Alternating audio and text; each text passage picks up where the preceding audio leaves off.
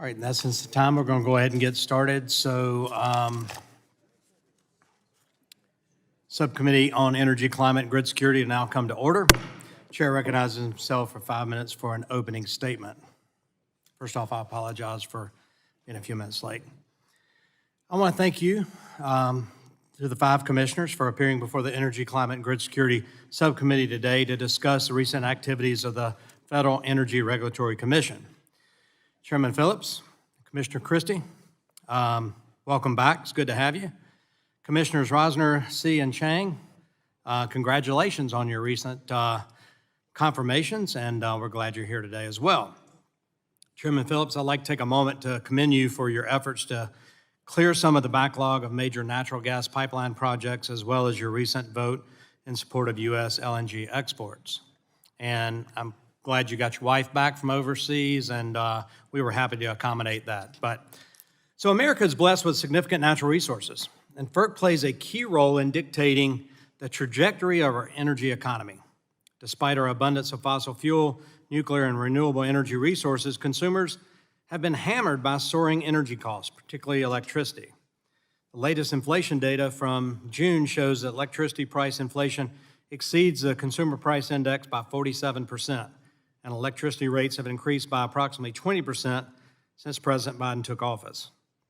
FERC's mission is to, and I quote, assist consumers in obtaining reliable, safe, secure, and economically efficient energy services at a reasonable cost through appropriate regulatory and market means and collaborative efforts. Despite the positive steps forward on natural gas pipelines and LNG facilities, we're concerned that the Commission is failing to adhere to this mission in other aspects. No portion of FERC's mission lends itself to being an environmental regulator. Yet we are concerned the Commission has strayed from its responsibility as an economic regulator to an entity focused on assisting the build-out of so-called green energy technologies. This is happening despite the continued alarms from the North American Electric Reliability Corporation and other grid operators across the country. NERC's 2024 Summer Reliability Assessment highlighted 5 regions of the country that are at risk of insufficient operating reserves and above normal weather conditions. Grid operators around the nation are sounding the alarm. FERC's recent Order 1920 on regional transmission planning and cost allocation, which Energy and Commerce Republicans have opposed, will drive up cost and make the grid less reliable. Now, I understand we'll hear from a different opinion from on the order from our Democratic colleagues today, and that's fine. This committee is a place for debate on all issues that we cover. However, it's important to clarify that a recent letter sent by 33 state utility commissioners supporting Order 1920 represents only a small fraction of the 238 utility regulators around the country. One of Republicans' main concerns with Order 1920 is that it pursues a skewed categories of factors approach to transmission planning, prioritizing blue state renewable portfolio standards, green power subsidies designed to shift the generation mix, corporate emissions reduction commitments, and the Biden administration's goal of achieving a carbon-free power sector by 2035. The ultimate purpose here is clear. Prioritize those projects meant to serve an environmental agenda while creating a set of 7 broad benefits designed to assist transmission developers in socializing costs across a broader rate base. Republicans are not opposed to critical transmission projects that are needed to keep the lights on and utility bills affordable. But unfortunately, American consumers have seen their utility rates go up. And with this rule, they're going to see even higher rates because that cost will be shifted onto certain ratepayers. However, we're opposed to agency actions that will raise prices on consumers without reliability or cost benefits. Transmission is an increasingly costly component of electricity rates.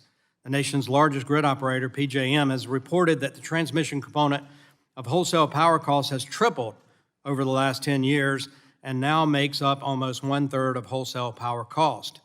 Order 1920's categories of factors for transmission planning skirts this reality by not mentioning a factor every member of Congress and Public Utility Commissioner should care about, and that's reducing cost for the ratepayers.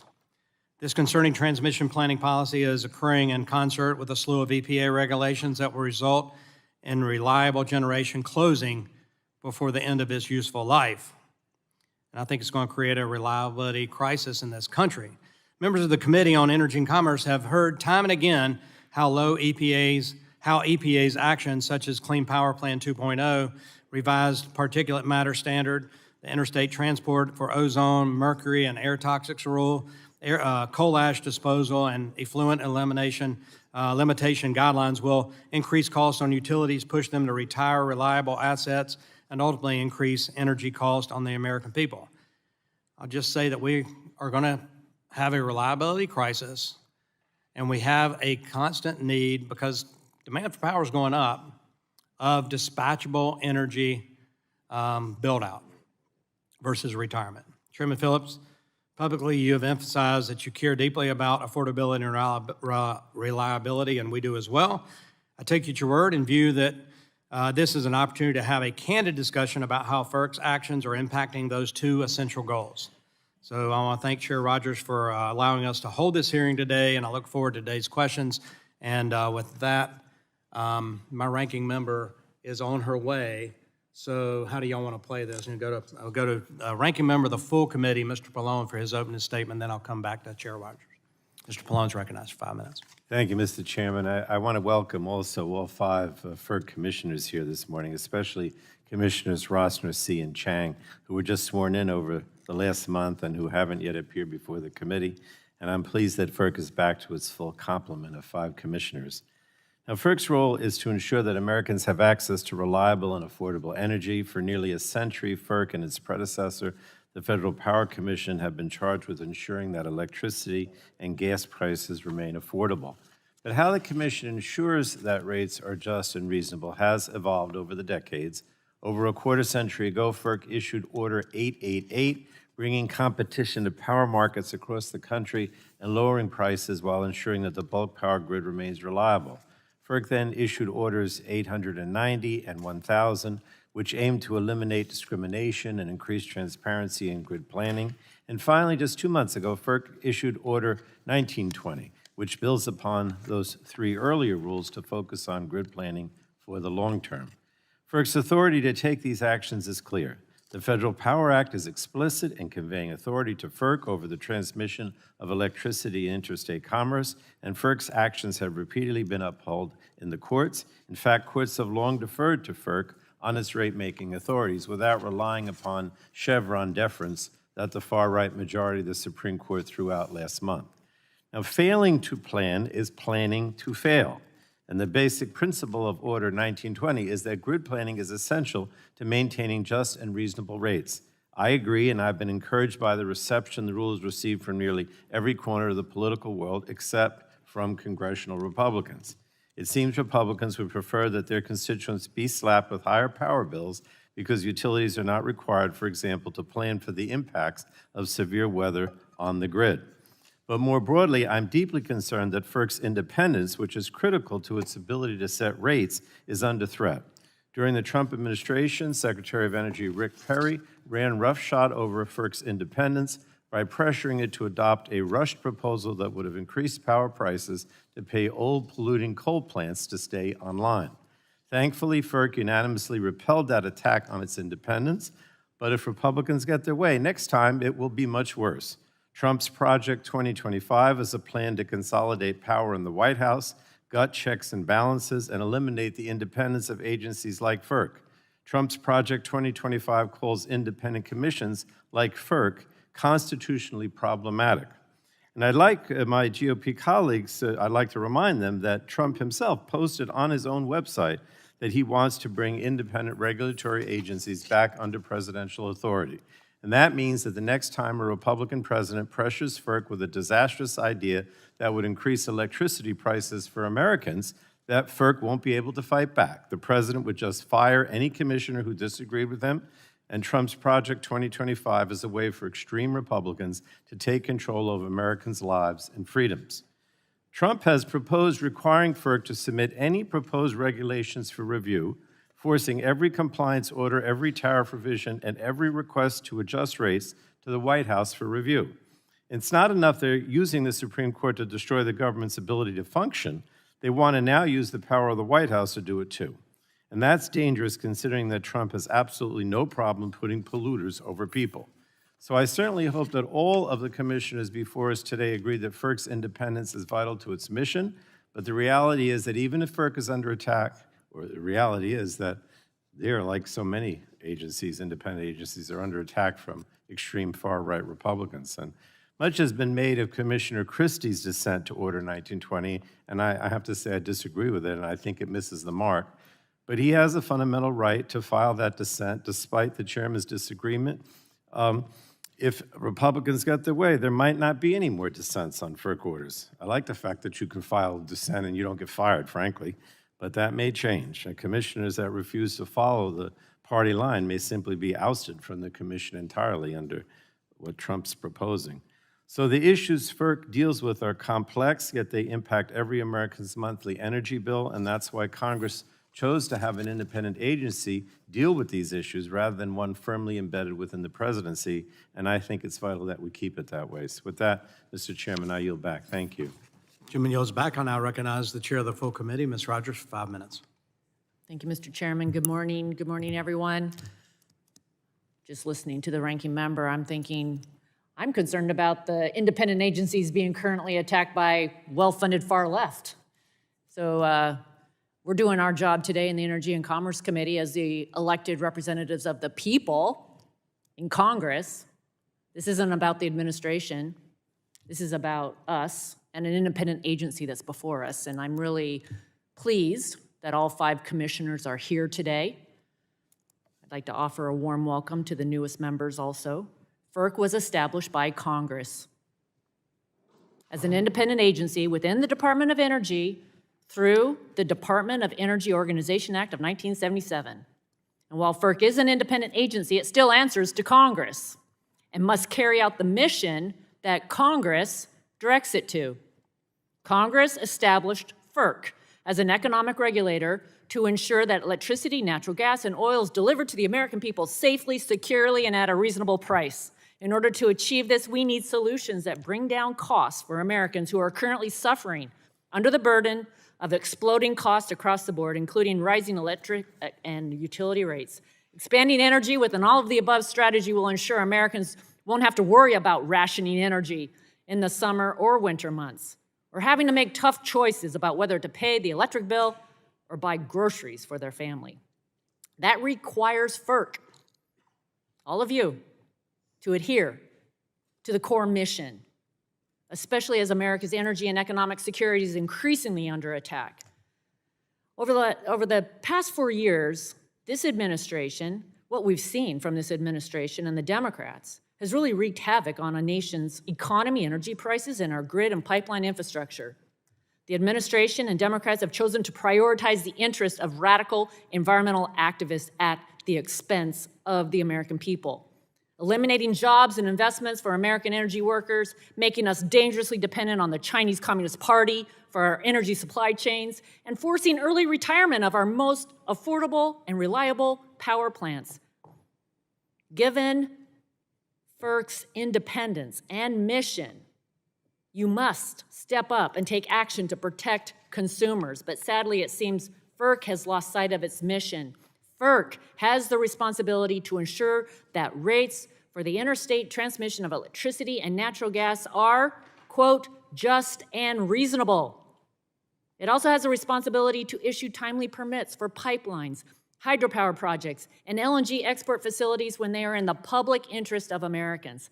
The Commission must do more to exercise your responsibility as an independent agency and refocus on the core congressionally directed mission. After all, we do believe in a government of the people, by the people, for the people. FERC also recently announced a new transmission rule which advanced along partisan lines. The new rule will raise energy prices and trample on states' authority over energy infrastructure. It will force some states to shoulder the cost for transmission lines with no actual benefits for their own communities, especially in rural areas. The Commission has also slow-walked permitting for pipelines and LNG facilities, which directly impact the supply and price of natural gas. At a time when more than half the nation is at an elevated risk for blackouts, we must do more to unleash American energy rather than throttle it.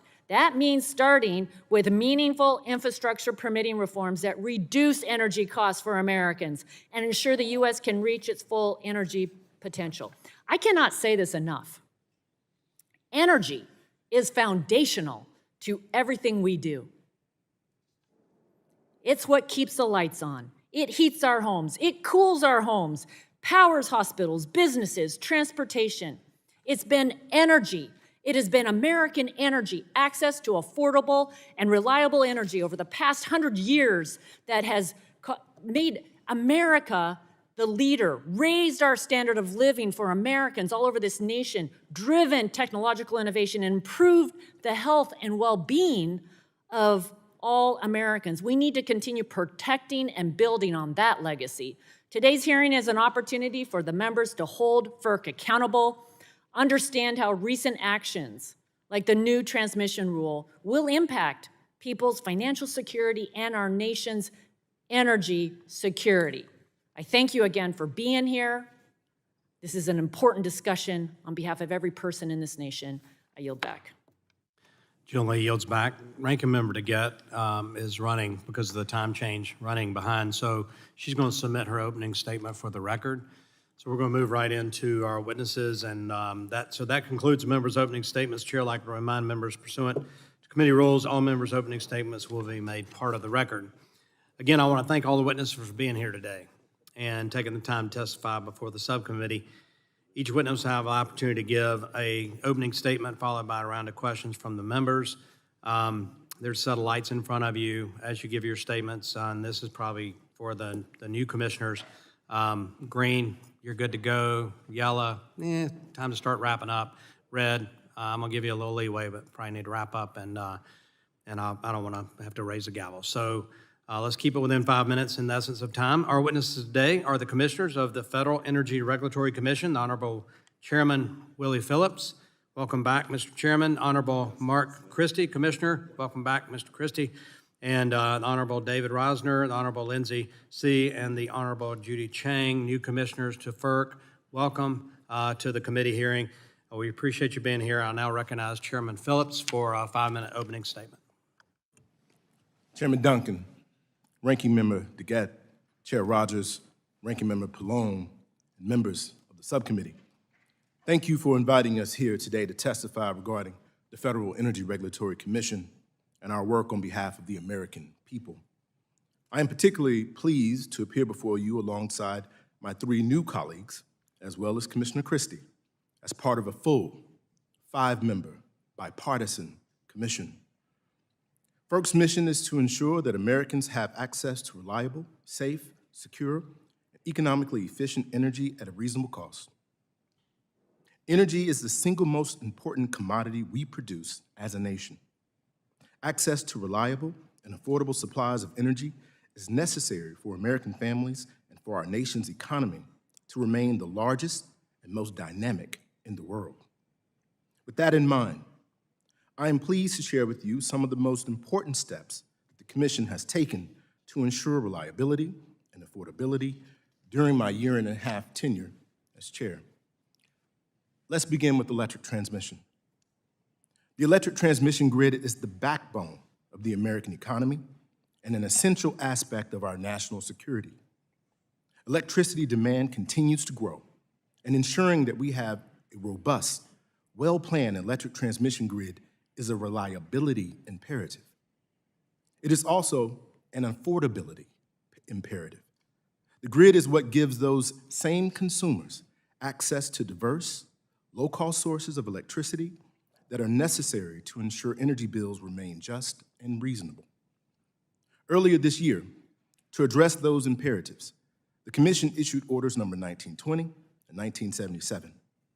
Together, these 2 rulemakings represent a tremendous step forward in how we plan, pay for, and permit the electric transmission infrastructure we need so badly for the reliability and affordability of our grid. Order number 1920 requires utilities to plan today for the factors that we know will drive tomorrow's reliability and affordability needs, while requiring that customers pay for new transmission only to the extent that they benefit from that infrastructure. Let me say that again. If you don't benefit, you don't pay, period. Order number 1977 implements Congress's amendments to the Federal Power Act and the Infrastructure Investment and Jobs Act, which clarified the Commission's limited role in siting electric transmission in a manner that respects and accommodates states' primary role in siting electric transmission. Those two rulemakings build on the success of Order number 2023, the generator interconnection rulemaking we issued last summer. Order number 2023 took several important steps so that generating resources can interconnect to the grid in a timely and cost-effective manner, including a shift to a first-ready, first-served model and the establishment of firm, steady deadlines. In addition, in the years since we last appeared before the committee, the Commission has taken several other critically important actions to ensure reliability and grid security. That includes approving new mandatory reliability standards for inverter-based resources, approving new mandatory reliability standards covering generators' cold weather preparedness operations. We have worked to further investigate and promote best practices regarding physical security, cybersecurity, extreme weather events, and black start capabilities, among others. It is also important that electricity market mechanisms are designed to address electric reliability. That is why we held two forums on resource adequacy, and we have approved various market reforms that ensure that generating resources are appropriately compensated for the reliability benefits they provide to the system. As I have mentioned and maintained since the day I joined the Commission, reliability is, and it always must be, the Commission's job number one. I'm confident that these and other actions we have taken over the past year put that promise into practice. Finally, I will close by noting that we have continued our efforts to streamline the Commission's permitting processes and timely approve new projects. When assessing whether an infrastructure project is in the public interest, the Commission considers environmental impacts, including those related to environmental justice. As chairman, I've made it a priority that environmental justice communities and landowners are able to meaningfully participate in our processes and have their voices heard. I'm happy to report that the Commission is continuing to do everything we can within our authority to facilitate the development of infrastructure we need to unlock the nation's energy resources. Thank you so much for your time. I look forward. Thank you, Chair Phillips. Commissioner Christie, you're recognized for 5 minutes. Chair Duncan, Ranking Member DeJet. I'll ask you. Maybe pull that mic just a little closer for the Okay. script. Thank you. How's that? Okay. Okay, Chair Duncan, Ranking Member DeJet, Ranking Member Rogers, who's left, and, Chair Rogers, Ranking Member Pallone, who's still here, and members of the subcommittee, thank you for the opportunity again. I've been here on FERC 3 years. I think this is the third time I've been here, so thank you again for the privilege of appearing in front of you. I'll deliver essentially the same message I've been delivering previously in previous appearances and also on the other side, and that is, we as the United States are heading for potentially catastrophic consequences in terms of the reliability of our electric power system. I'm not trying to be melodramatic and using a term like potentially catastrophic, but I think everyone would agree when we have power outages that go on for hours or days, that's catastrophic. It's not only has severe economic consequences, but as we saw during Uri in Texas, Winter Storm Uri, it actually is life-threatening. So what is the essence of this threat? What is leading us to these potentially catastrophic consequences? It really boils down to two things. One's on the supply side, one's on the demand side. On the supply side, we're losing dispatchable generating resources with many years of useful lives remaining. They're retiring far too quickly, and they're retiring in quantities that threaten our ability to keep the lives on. Now, the supply problem is not the addition of intermittent resources like wind and solar. The supply problem is the subtraction of the dispatchable resources like coal and gas at a pace that is really simply not sustainable. Now, it's not just my opinion. The nation's largest grid operators, PJM, SPP, MISO, have all been warning about this. And they've also been warning, all three of the largest grid operators, that the EPA's new power plant rule is going to exacerbate this problem. It's going to cause a lot more dispatchable resources to close or shut down. So this is what we're heading for. And let me just illustrate an example of what I'm talking about. So last week, 8 days ago, right here in PJM, and we're in PJM. That electricity keeping the lights on is being dispatched by PJM. PJM, last Tuesday at 5:35 was the hottest day of that heat wave. PJM was dispatching 153 gigawatts of power to meet load. Of that 153 gigawatts last Tuesday, a week from yesterday, 86% of the power that was keeping the lights on in PJM to hit that peak was either gas, nuclear, or coal. 86%. And these are the resources, particularly coal, that PJM is warning us, okay, so remember that number, 153 gigawatts it took to meet peak.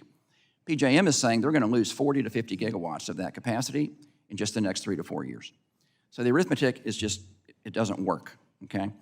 Now, that's on the demand side. On the supply side, everyone, on the demand side, everyone knows what's happening with the tremendous increases in demand that we're seeing from data centers, including artificial intelligence, which dramatically ramps up the demand, as well as crypto miners. So it's really supply and demand. On the supply side, we're losing the dispatchable resources we need. On the demand side, we're seeing load increases like we've never seen in the last 20 years. So the numbers are just simply not adding up. Now, PJM, again, is telling us that in the queues, in PJM's queue as well as most of the queues, 97% of the resources that are in the queues are intermittent. So simply clearing the queues doesn't really solve the problem that we have, because a 1 gigawatt of an intermittent resource is simply not equal to 1 gigawatt nameplate of a dispatchable resource. So really the problem we're facing is loss of supply, increase in demand. And that is what is leading us in all the RTOs. All of them have been very clear about this. NERC, the North American Energy Reliability Organization, also has been very clear about this. We are simply coming to a situation where we're not going to have enough power to meet the demand increases that we're seeing.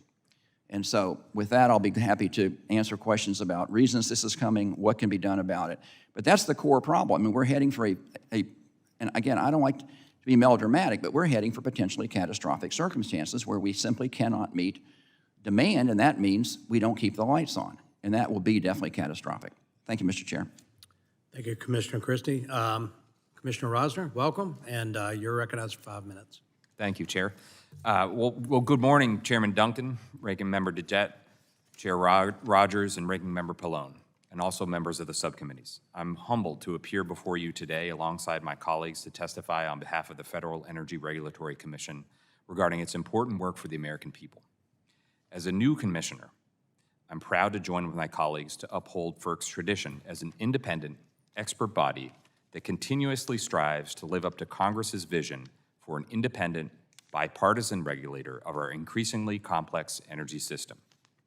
FERC's leaders and civil servants work tirelessly to guide the Commission's decisions towards sound, legally durable outcomes that hold true to the agency's statutory authority and make our country and our allies more energy secure. The Commission's core responsibility, its job number one, is to ensure the reliable operation of the country's electrical grid. None of our economic or policy priorities can be achieved without energy reliability. Consumers expect it, they deserve it, and it's FERC's most sacred duty to ensure it. It is undeniable that the U.S. energy system is in transition and that the pace of change on both the supply and demand side is unprecedented. Maintaining reliable operation of the electric grid at reasonable cost to consumers as this transition unfolds is both a challenge and an opportunity for the Commission and for the country. It is a task that I'm both honored and humbled to take on. This means many things, but especially it means that the Commission must remain vigilant and respect the realities of the resources that power our economy today. But that alone is not sufficient. The Commission must also keep its eye on the horizon to ensure that its legacy of providing reliable, safe, secure, and affordable energy to all Americans continues. That means continuing to faithfully implement the Commission's longstanding policy of resource and fuel neutrality to allow the next generation of technologies to play their role in the energy system. It means continuing to harden the energy system to withstand evolving threats to reliability, including weather, physical, and cyber risks. And it means continuing to ensure energy affordability, safety, and reliability through timely review of needed energy infrastructure while considering the views from all parties. And finally, it also means protecting consumers by honoring the Commission's obligation under the Federal Power Act to ensure rates are just and reasonable. I look forward to working with my fellow commissioners on these important issues. That concludes my remarks today, Mr. Chairman, and I look forward to your questions. Thank you, Commissioner Rosner. Commissioner C., you're recognized for 5 minutes. Good morning, Chair Duncan, Ranking Member DeJette, Chair Rogers, Ranking Member Pallone, and all the members of the subcommittee. Thank you for inviting me and my fellow commissioners at FERC to appear before you today. I'm grateful for the opportunity to testify, and especially that I'm able to do so as part of the newly full 5-member commission. Yeah, As one could of you those pull the mic up just a little bit? We transcribe everything and make sure course. everyone can hear. Thank you. Is this better? There we go. All right. Well, as one of those newest commissioners here, it's an honor and a pleasure to serve with my distinguished colleagues, both the two who have served so well for the past few years and the two who were sworn in immediately before and after me this past month.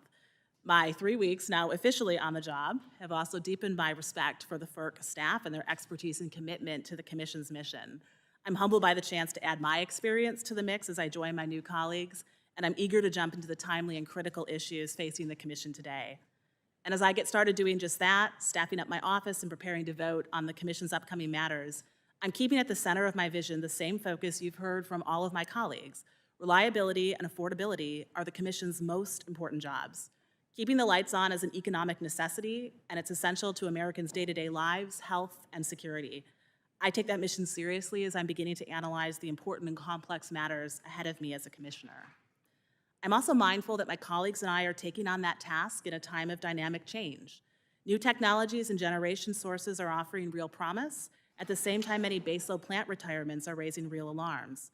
And the increasing demand loads from data centers, electrification, and other consumer and policy-driven changes heighten the stakes for what ensuring reliability needs to look like in today's markets and tomorrow's. I appreciate the subcommittee's focus on all of these changing realities. They are and will remain areas of intense focus for me too, as I continue diving into my new role as a commissioner. I'm mindful that how FERC goes about this work is critical too. My prior role as a state attorney gave me great respect for the balance in the energy sector between federal and state authority. The state's decisions on generation and local distribution matters reflect important local priorities and strengths, and I had the opportunity to see firsthand the way that federal regulations can affect real Americans, both for good and sometimes for bad. So I am to bring those lessons with me as I transition now to the federal side, approaching FERC's different responsibilities with both support for the states as they carry out their functions and an eye for how their decisions affect the nation's overall energy mix and needs. I also take seriously the changing legal landscape facing the Commission and other federal agencies today. I believe accountability matters as my colleagues and I do the public's work. So for instance, in response to the Supreme Court's recent decision limiting agency discretion and reducing the margin of error for agency orders, I welcome the important check judicial review offers in our separation of power system.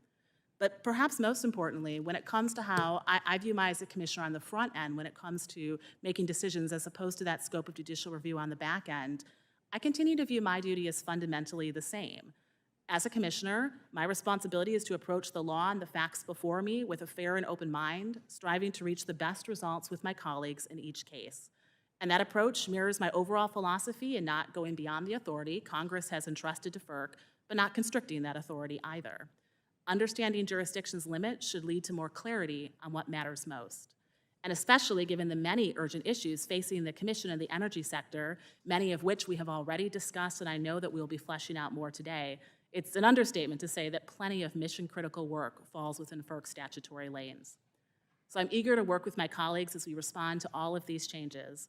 As one of the newest members of this nonpartisan independent commission, I deeply appreciate the different perspectives and sets of experience we bring with us. I'm confident we'll be up to the task. I also look forward to discussing more of these issues with you all today and working with you and your staffs in the months ahead. So thank you again for the opportunity to be here, and I look forward to answering your questions. Thank you, Commissioner. Commissioner Chang, you're recognized for 5 minutes. Good morning, Chairman Duncan, Ranking Member DeJette, Chair Rogers, and Ranking Member Pallone, and members of the subcommittee. Thank you very much for the invitation to testify this morning, and thank you for the valuable oversight role that you undertake. This is my first opportunity to testify before this subcommittee, and I am honored to appear here today with my colleagues as part of a fully staffed commission. To just briefly introduce myself, I recently joined the commission after more than 2 decades working in the energy industry in a variety of roles.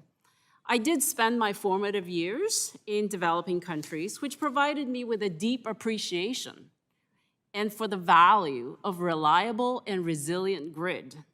This value is even more critical today as our country experiences and anticipates rapidly growing electricity usage from manufacturing facilities and data centers, plus electrification of transportation and heating, just as Commissioner Christie had just mentioned.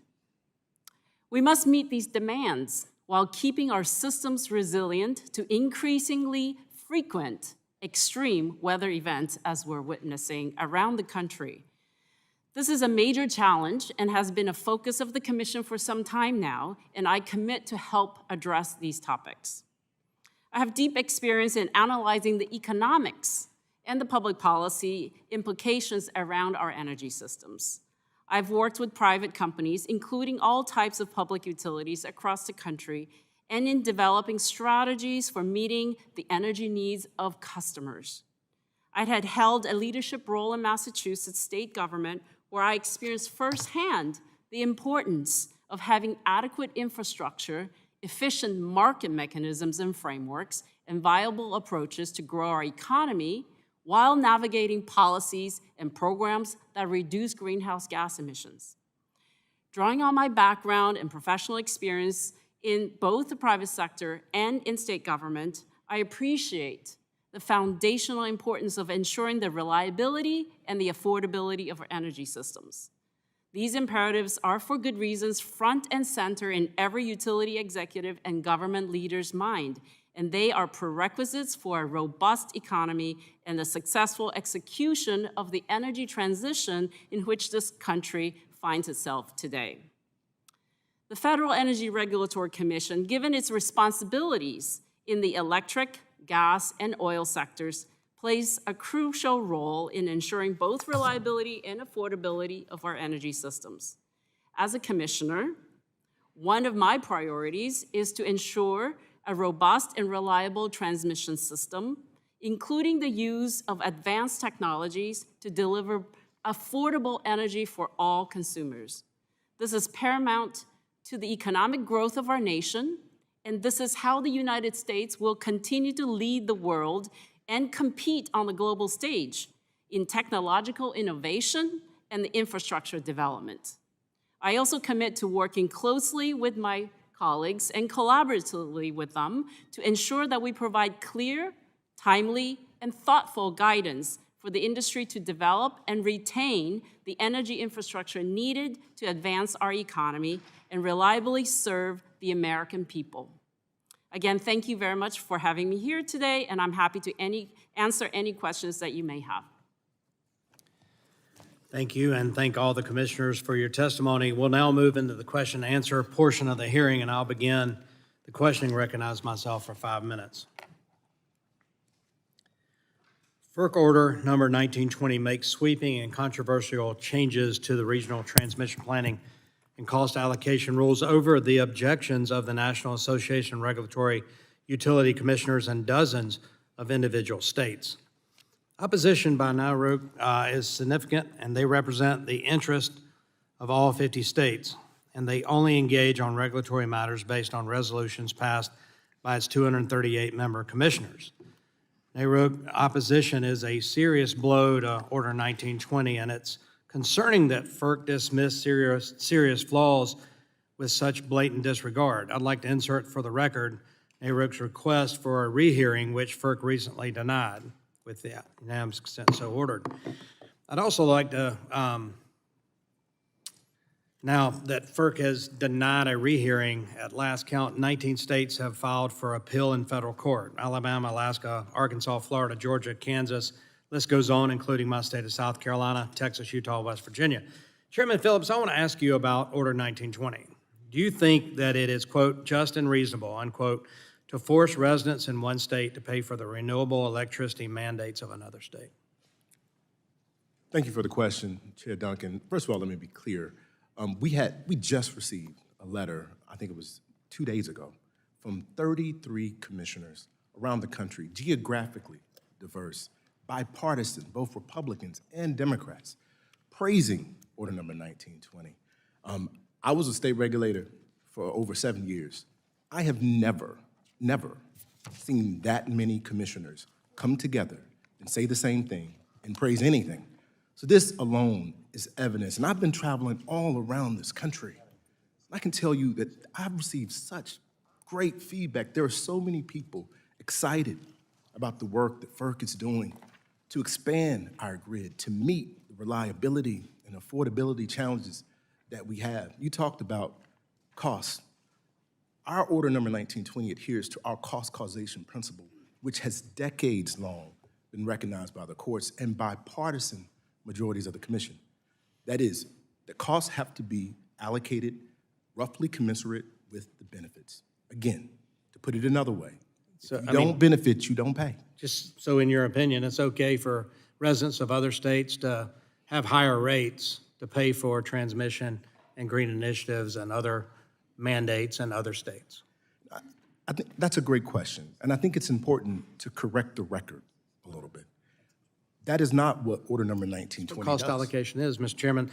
The letter you mentioned, that's just a small fraction of the 238 utility regulators around the country. I don't move on in essence of time. Do you believe the Federal Power Act authorizes FERC to override states on regional planning cost allocation? When it comes to cost allocation, costs are roughly allocated, roughly commensurate with benefits. That is our cost causation principle. Nothing has changed. No one has rewritten the rule book when it comes to cost allocation. Yeah, thank you for that. Commissioner Christie, you offered a strong dissent to Order 1920. Will you comment on the ways the order violates the Federal Power Act? I don't think it's going to produce just and reasonable rates, and that's our duty under the federal. Your mic, please. Yeah. Overall, I don't think it's going to produce just and reasonable rates, and that's our core duty under the Federal Power Act. Federal Power Act is, at its very essence, a consumer protection statute, and our job is to be a consumer protection agency. I don't think this rule fulfills that role. Let me mention to you, if I give a little bit of time, about the context of this rule. So this rule was not adopted in a vacuum. It was adopted 2 years after we did a proposed rule, and the proposed rule gave the states a far more robust role than what ended up in the final rule. And with regard to NARUC, I would also say this. I was a state regulator for 17 years, and I participated in all the NARUC processes, and I know how NARUC works. And NARUC works by consensus, and it works by vote. And NARUC files its comments in proceedings at FERC. And they filed very well considered. They took them a long time to get their comments. They go through multiple committees. And when they come out with a position, that is NARUC's position, and they represent the overwhelming majority of state regulators. There's no question that the overwhelming majority of state regulators do not like Order 1920. They've been very clear about that. And the reason I don't like it is the reason I don't like it, which is because the state role that was promised in the proposed rule, which I voted for it, the chair voted for it, every member of FERC voted for it. It was a bipartisan compromise. The state role was effectively gutted from the proposed rule 2 years ago to what ended up in Order 1920. So that's why the state regulators don't like it, and that's why I don't like it for a number of other reasons.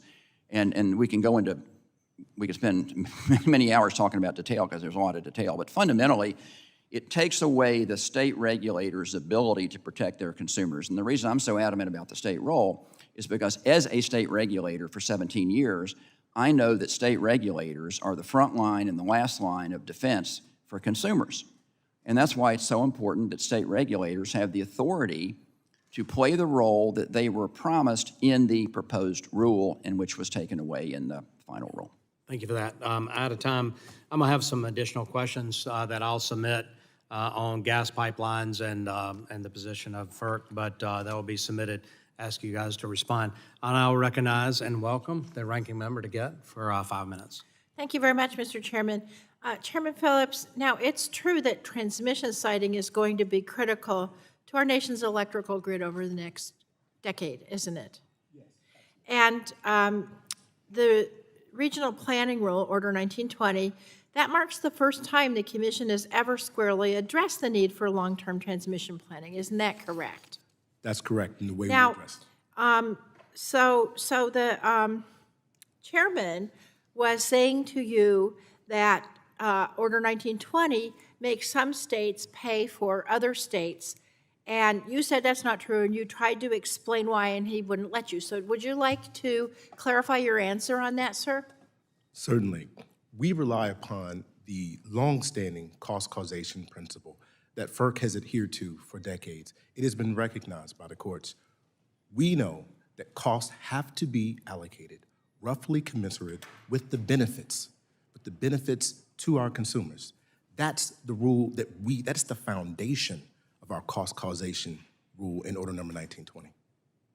So you're not essentially robbing Peter to pay Paul. You're figuring out the causation, and then you're allocating it according to that. Absolutely, just as we did under Order Number 1000. Yes, ma'am. Okay. Now, you testified that 33 state regulatory commissioners recently submitted a letter in support of the regional planning rule. Is that correct? That is correct. Mr. Chairman, I ask unanimous consent to put that letter into the record. Without objection, so ordered. Thank you. Now, can you, Mr. Chairman, can you share your perspective on how the transmission siting rule and the regional planning rule will support the reliability and security of our power grid, which is so deeply needed? Certainly. Order Number 1920 is at its heart about reliability. We know that what's happening right now, what we're doing to build out our system, it is not going to get us where we need to go. We know that there are drivers putting pressure on our system. Some of them have been mentioned. We have data centers, AI, quantum computing, the return of industrial manufacturing. These are all things that we know. Demand is going up, and Commissioner Christie's right. There is a concern about retirements going down. By building out the transmission that we know we're going to need over a long-term, 20-year time horizon, you have no choice but to identify solutions to address these problems. And if we don't identify these solutions, what's going to happen? We will be facing a difficult reliability problem in our country. We're already facing issues with our grid, which we see in times of extreme weather and other times, all the time now, right? That's right. So if we don't address this, is it going to get better on its own? It is not. And we have to weigh the cost of inaction. Why is addressing cost sharing in the manner that the regional planning rule does so crucial to the future of our grid? It's important. Right now, we know if we do nothing, costs are going to continue to go up.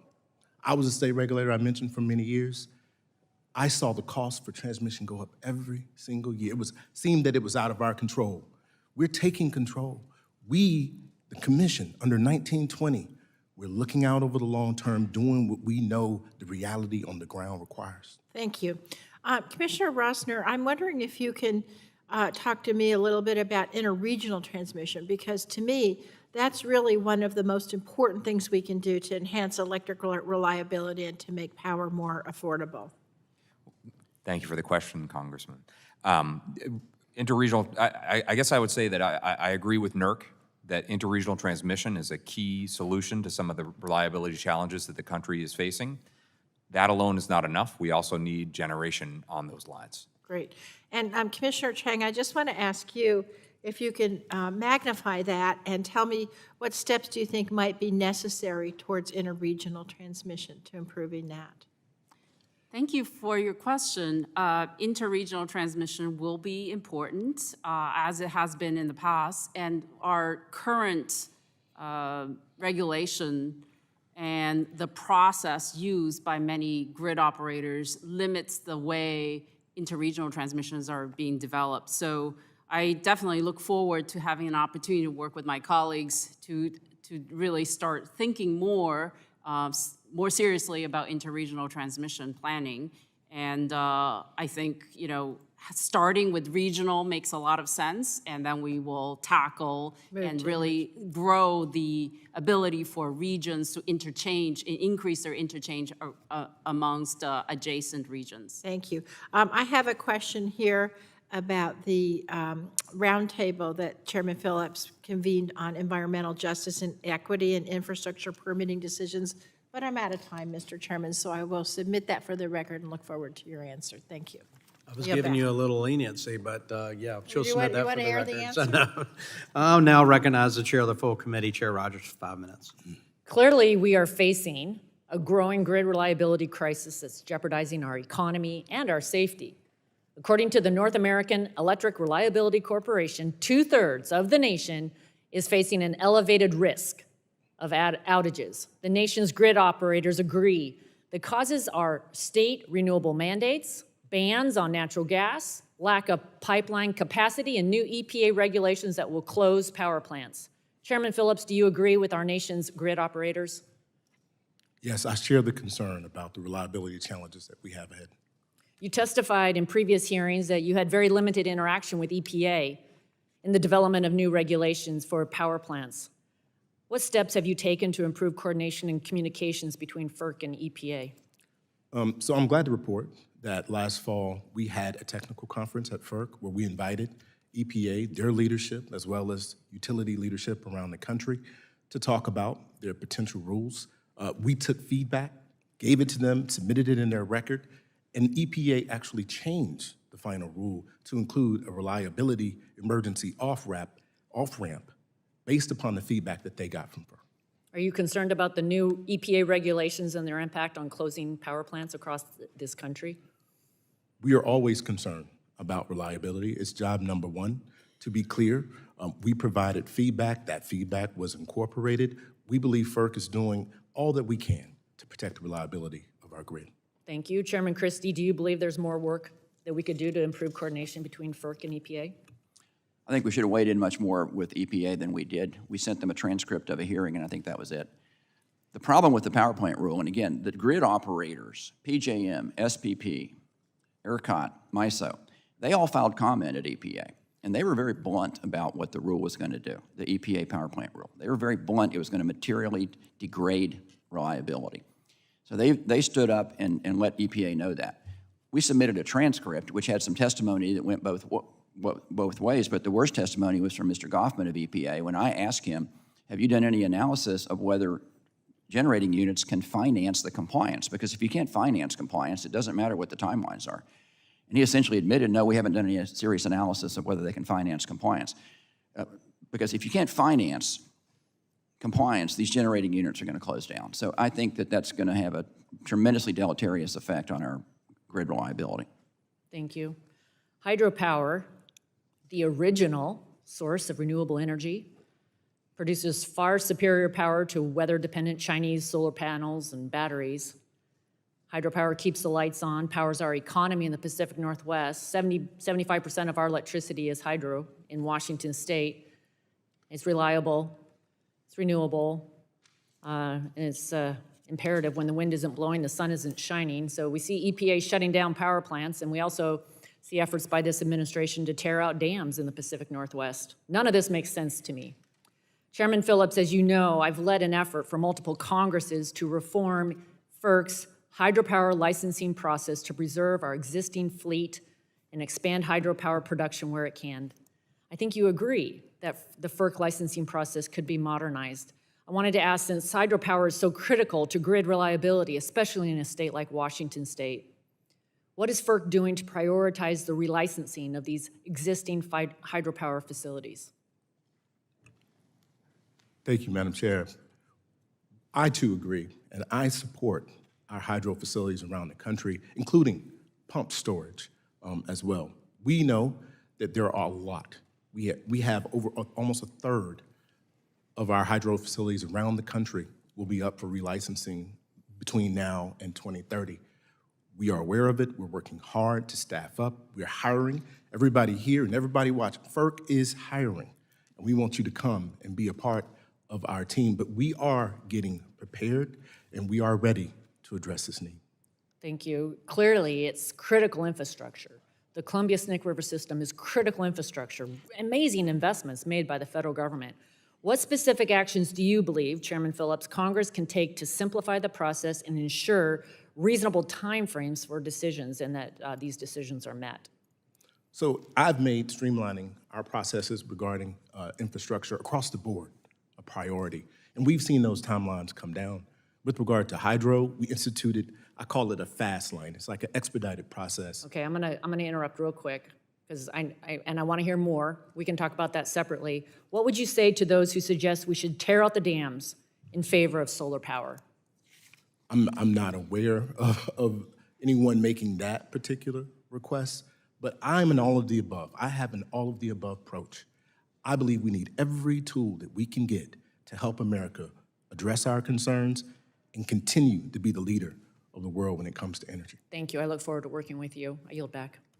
I think we've had a hearing where that comment was actually made by someone, but Ranking Member Pallone is recognized for 5 minutes. Thank you, Mr. Chairman, and for the sake of time, and I want to cover a lot, I'm just asking my questions of you, Chairman Phillips.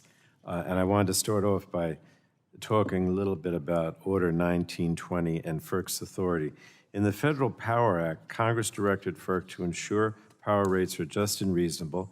It also explicitly granted FERC regulatory authority over interstate transmission.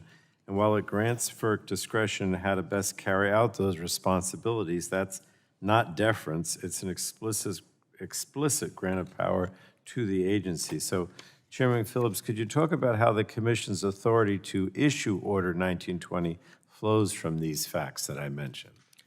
Yes, sir. Under the Federal Power Act, the Commission is tasked with having jurisdiction over electric transmission rate, interstate rates, and the practices that affect those rates. It is clear that Order number 1920 concerns long-term regional planning and cost allocation. Those are practices that impact transmission rates.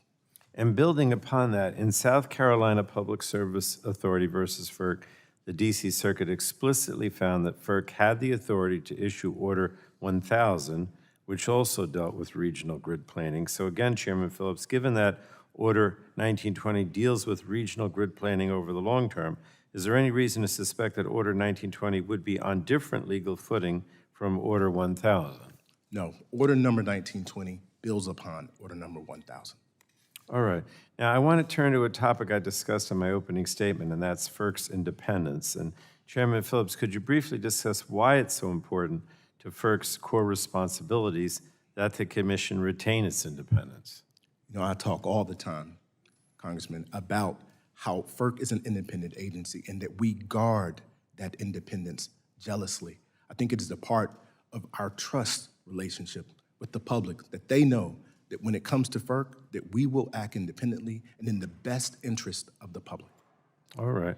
And then finally, I wanted to ask, you've spoken a lot about how the electric sector is only as reliable as its least reliable component, and how the lack of mandatory gas reliability standards could threaten electric reliability. So studies have shown that natural gas plants and pipelines are disproportionately vulnerable to failure, with significant outages occurring during winter storms Elliott and Uri. So again, Chairman Phillips, could you talk about how gas reliability impacts electric reliability, and if you think Congress should enact legislation to mandate reliability standards for gas? And actually, I didn't think I'd have this much time, so you have 2 minutes, if you like. So thank you for the question.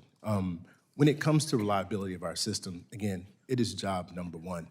We make when it comes to our gas, natural gas, you don't have to look any further than Winter Storm Uri, Winter Storm Elliott, some of the extreme weather events that we've seen on our system that have caused unplanned outages.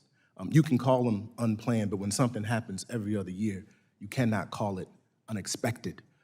It is critical that we maintain the reliability of our gas. We have these two systems.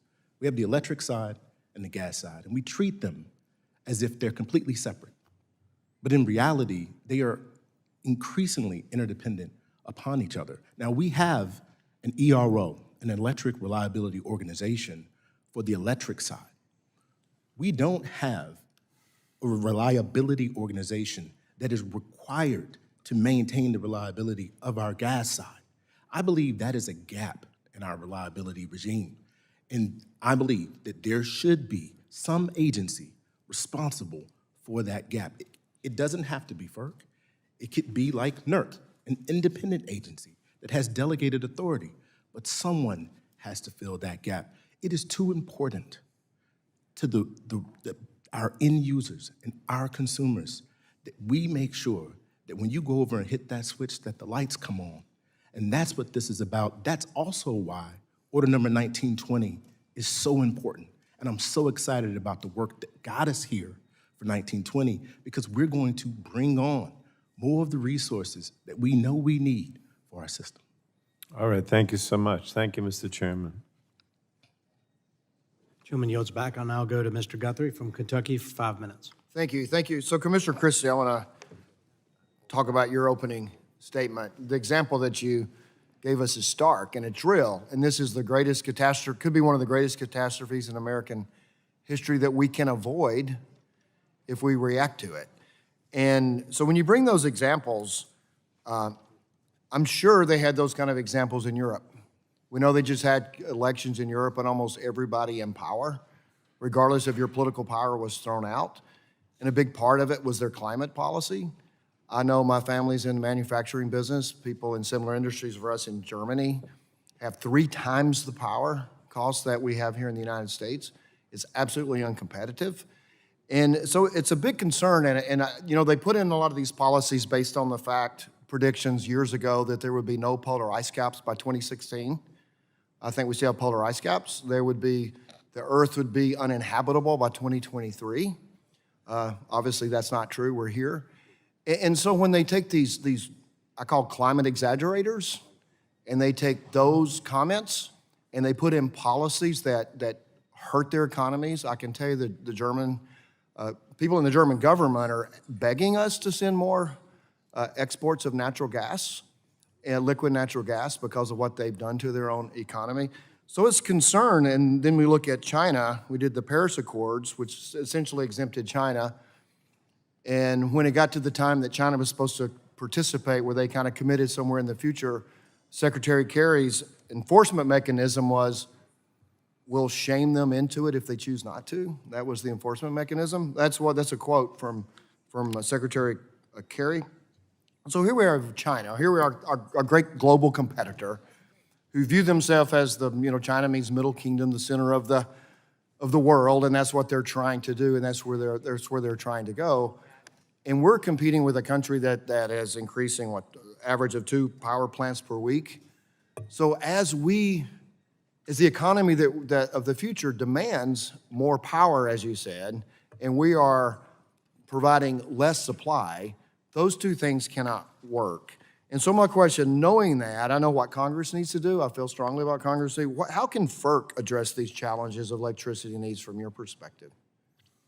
Well, FERC's role, of course, is primarily as a rate regulator under the Federal Power Act.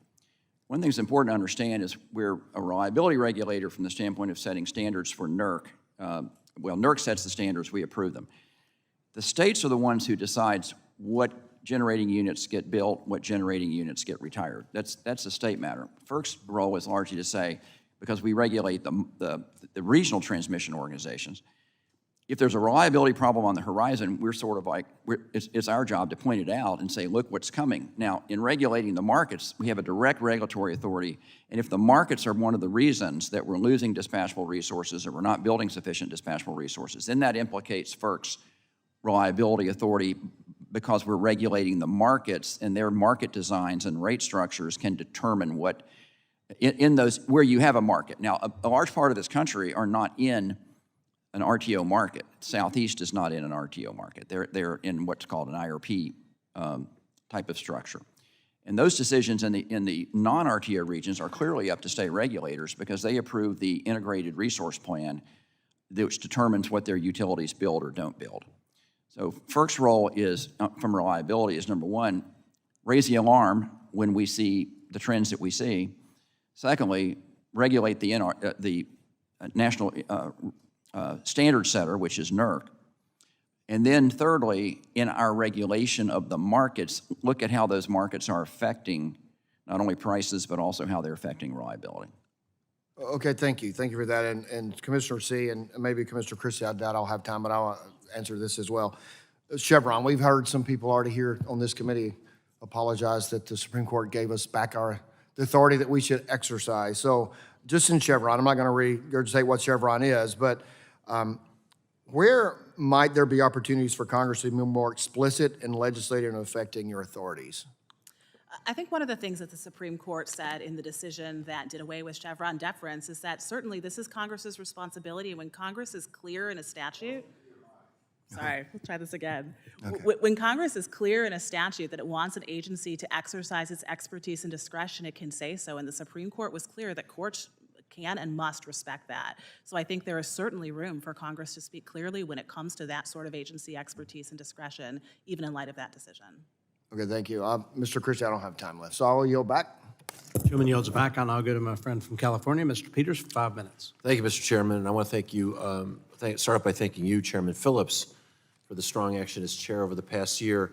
Orders 1920 and 1977, focusing on transmission planning and backstop siting for national interest transmission, will be essential for industry to improve reliability, build resilience to extreme weather events, and add necessary generation resources to meet America's electricity needs into the future. Now, that's not my opinion. That is a quote from the North American Reliability Corporation, the national entity in charge of ensuring a reliable and secure grid. And I just want to say, like, we are facing an undeniable spike in the need for electricity. And when we talk about all of the above, it's got to include transmission, and not just generation. I don't think we should be in this false battle between the two. We're going to need both. And we also know that a robust grid that's interregional can provide benefits in terms of reliability and cost competition for consumers. So I think we should take advantage of being the United States of America. I think sometimes my colleagues look at in the energy context and read it as the untied states of America, but united is better. I want to just emphasize that these rules do not mandate a single transmission line gets built or provide any new authority to impose costs. I appreciate your assurance, Chairman Phillips, that the people who benefit from these investments will be the ones who pay for them. And so this talk about everybody paying for California's crazy experiments is not true. Cost allocation should take care of that. And if we want to be bold and maybe over-exuberant, that's our cost to bear, and that's fair. But it simply ensures that regions, states, and utilities take all relevant facts into account when planning ahead. There were some good reforms left on the cutting room floor. For example, FERC has never used its backstop authority for national interest transmission, which you updated in Order 1977, because it requires unnecessary and duplicative environmental reviews at FERC and DOE, and that takes legislation to fix. We should fix it. FERC also declined to start environmental reviews for qualifying lines concurrent with state reviews. And there's no reason you should have to wait for a state to finish its review and deny the permit, or for a state to sit on an application for a year. These and other inefficiencies add time and cost to proposed lines, on top of how hard it already is to permit large linear infrastructure like transmission and pipelines. Our Speed and Reliability Act would correct these inefficiencies and cut at least 5 years from the existing siting and permitting process for high-impact transmission lines. And I'm thrilled that it's now bipartisan, and I thank Representatives Garbarino and Curtis for supporting this common-sense policy. I was also excited to see the core components of this bill and my Big Wires Act included in the bipartisan Senate permitting deal. Permitting reform is not dead. We got a great start from the Senate. We got some work to do here to keep it bipartisan and to pass it through. So I invite all members of the committee to support these bills and join me in finding other ways to make permitting work smarter.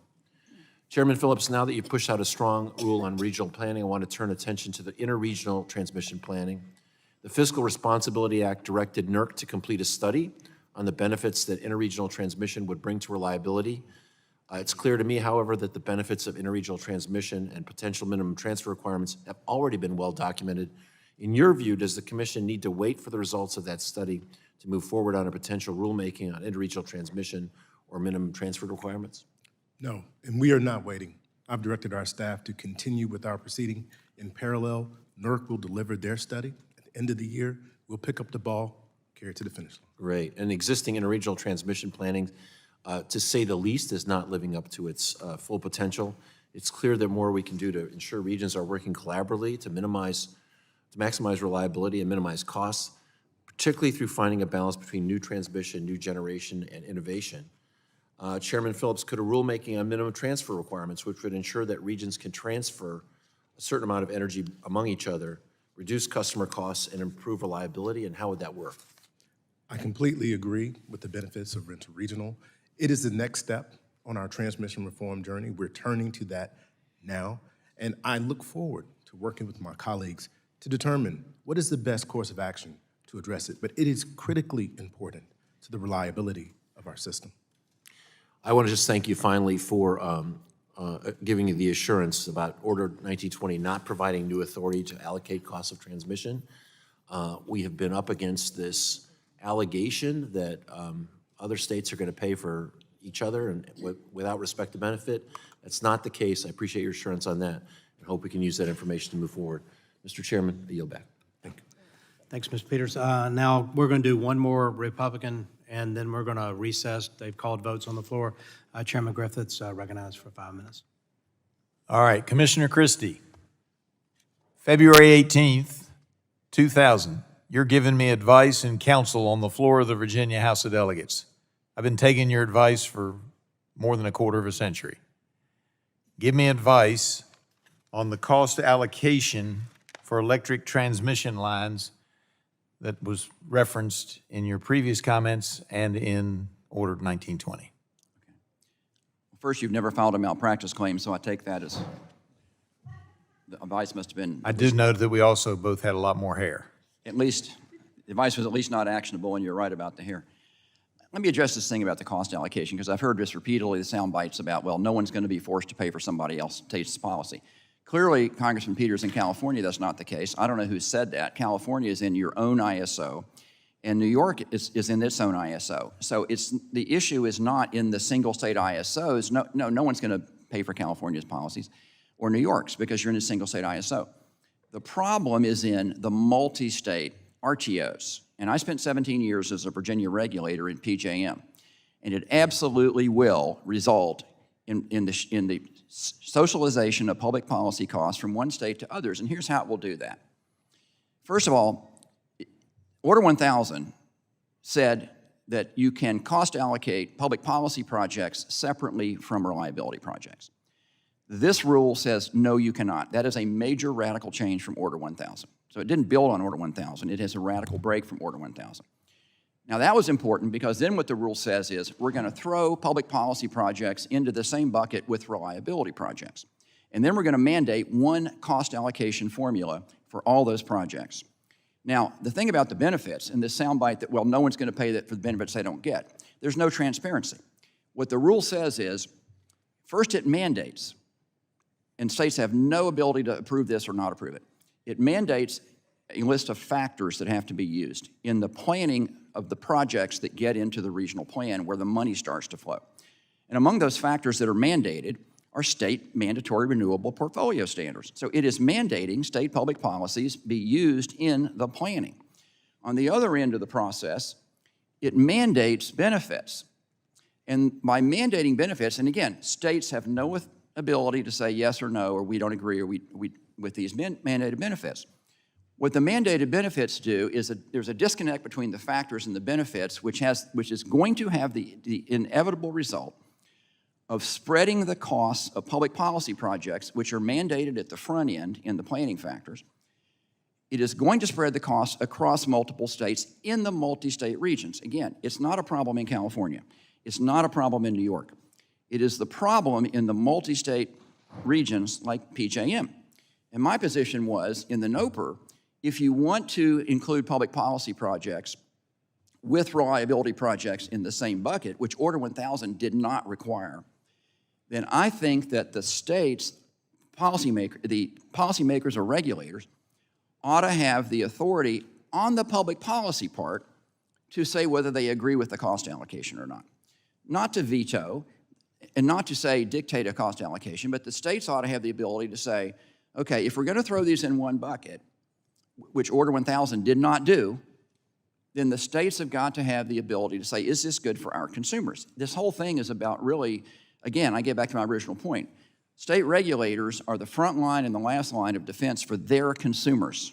All right, and I get that, and you did a great job of explaining it, and I appreciate it. And let me break it into terms that I can understand. So when Dominion Power builds their plant in St. Paul. You were on the State Corporation Commission. That plant was built in APCO territory, Appalachian Power territory, as opposed to Virginia Power territory. The customers in Wise and Russell and in APCO territory in Southwest Virginia didn't have to pay for Richmond to have power, did they? No, they didn't, because as a customer of Dominion, which I am and still am, we paid for the network upgrades to interconnect that plant. So, but the cost stayed within Virginia. That's the important point. And in PJM has been doing a good job of planning reliability lines for the entire 17 years I was there. Those reliability lines are cost allocated according to a formula across of all PJM, and everybody pays in PJM, and no one really complains across the whole 13-state region about the cost allocation for the reliability projects, because we are getting benefits from those. What this rule does, and it's a fundamental break from Order 1000 and the construct we had before, is it says, we're now going to make you pay for public policy projects because we're going to hide them in this bucket with the reliability projects, and then we're going to mandate an ex-ante, what's called an ex-ante cost allocation, and whether the states agree or not. And the states can even agree on a different formula, and the rule says the transmission provider can just ignore it. So I don't think that's fair, quite frankly. And again, if you separated out the public policy projects, which is the way it's been done in PJM for the last decade, and let me say one more thing. PJM is a good example, okay? Got it. Time's up. Okay, well. Hopefully somebody else will give you another chance. I appreciate your wise counsel as always, and I yield back. Okay. Gentleman yields back. We're now going to stand in recess until probably around 11:15, but it'll be within 10 minutes of the last vote being called, so the committee will stand in recess.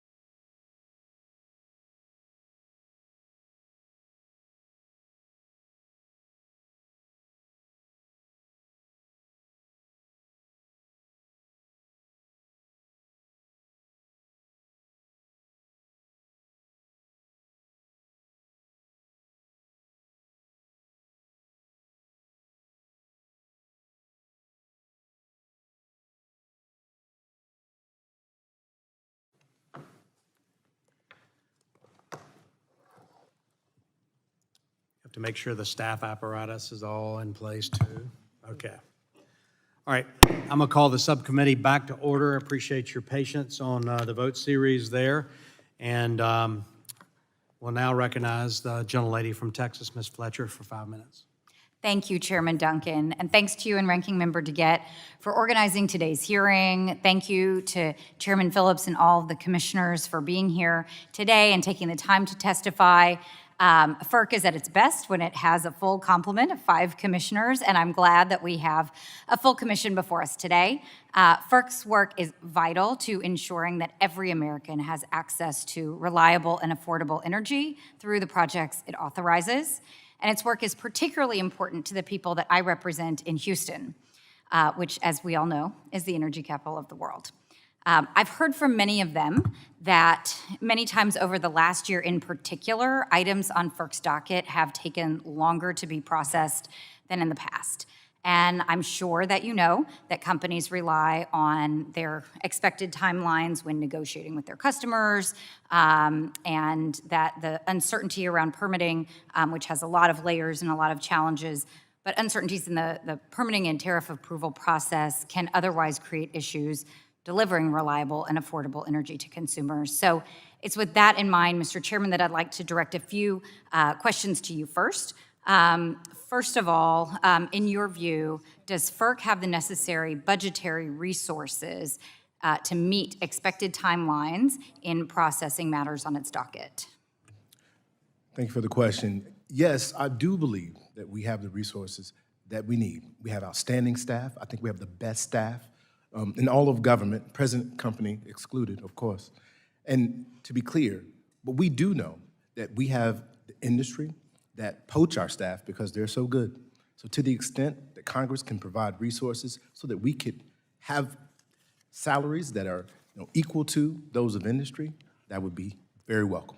Well, Mr. Chairman, you anticipated my second question that I was going to ask you about whether you needed additional hiring authority for certain positions, as well as whether you needed additional funding to have competitive salary commensurate with private industry, because I know it is hard to attract and retain the talented technical staff that you need to and get the sufficient amount of expertise. So in addition to funding for salaries, is there anything else that you might need us to be other authorities that you might need us to provide? We are ready, willing, and able to implement, and I defer to Congress when it comes to any changes to our statutory authority. What I ask is this, is that to the extent that you ask us to do something new, that you be clear, because we know that FERC is one of the most litigated agencies in all of government, and I think that's critically important.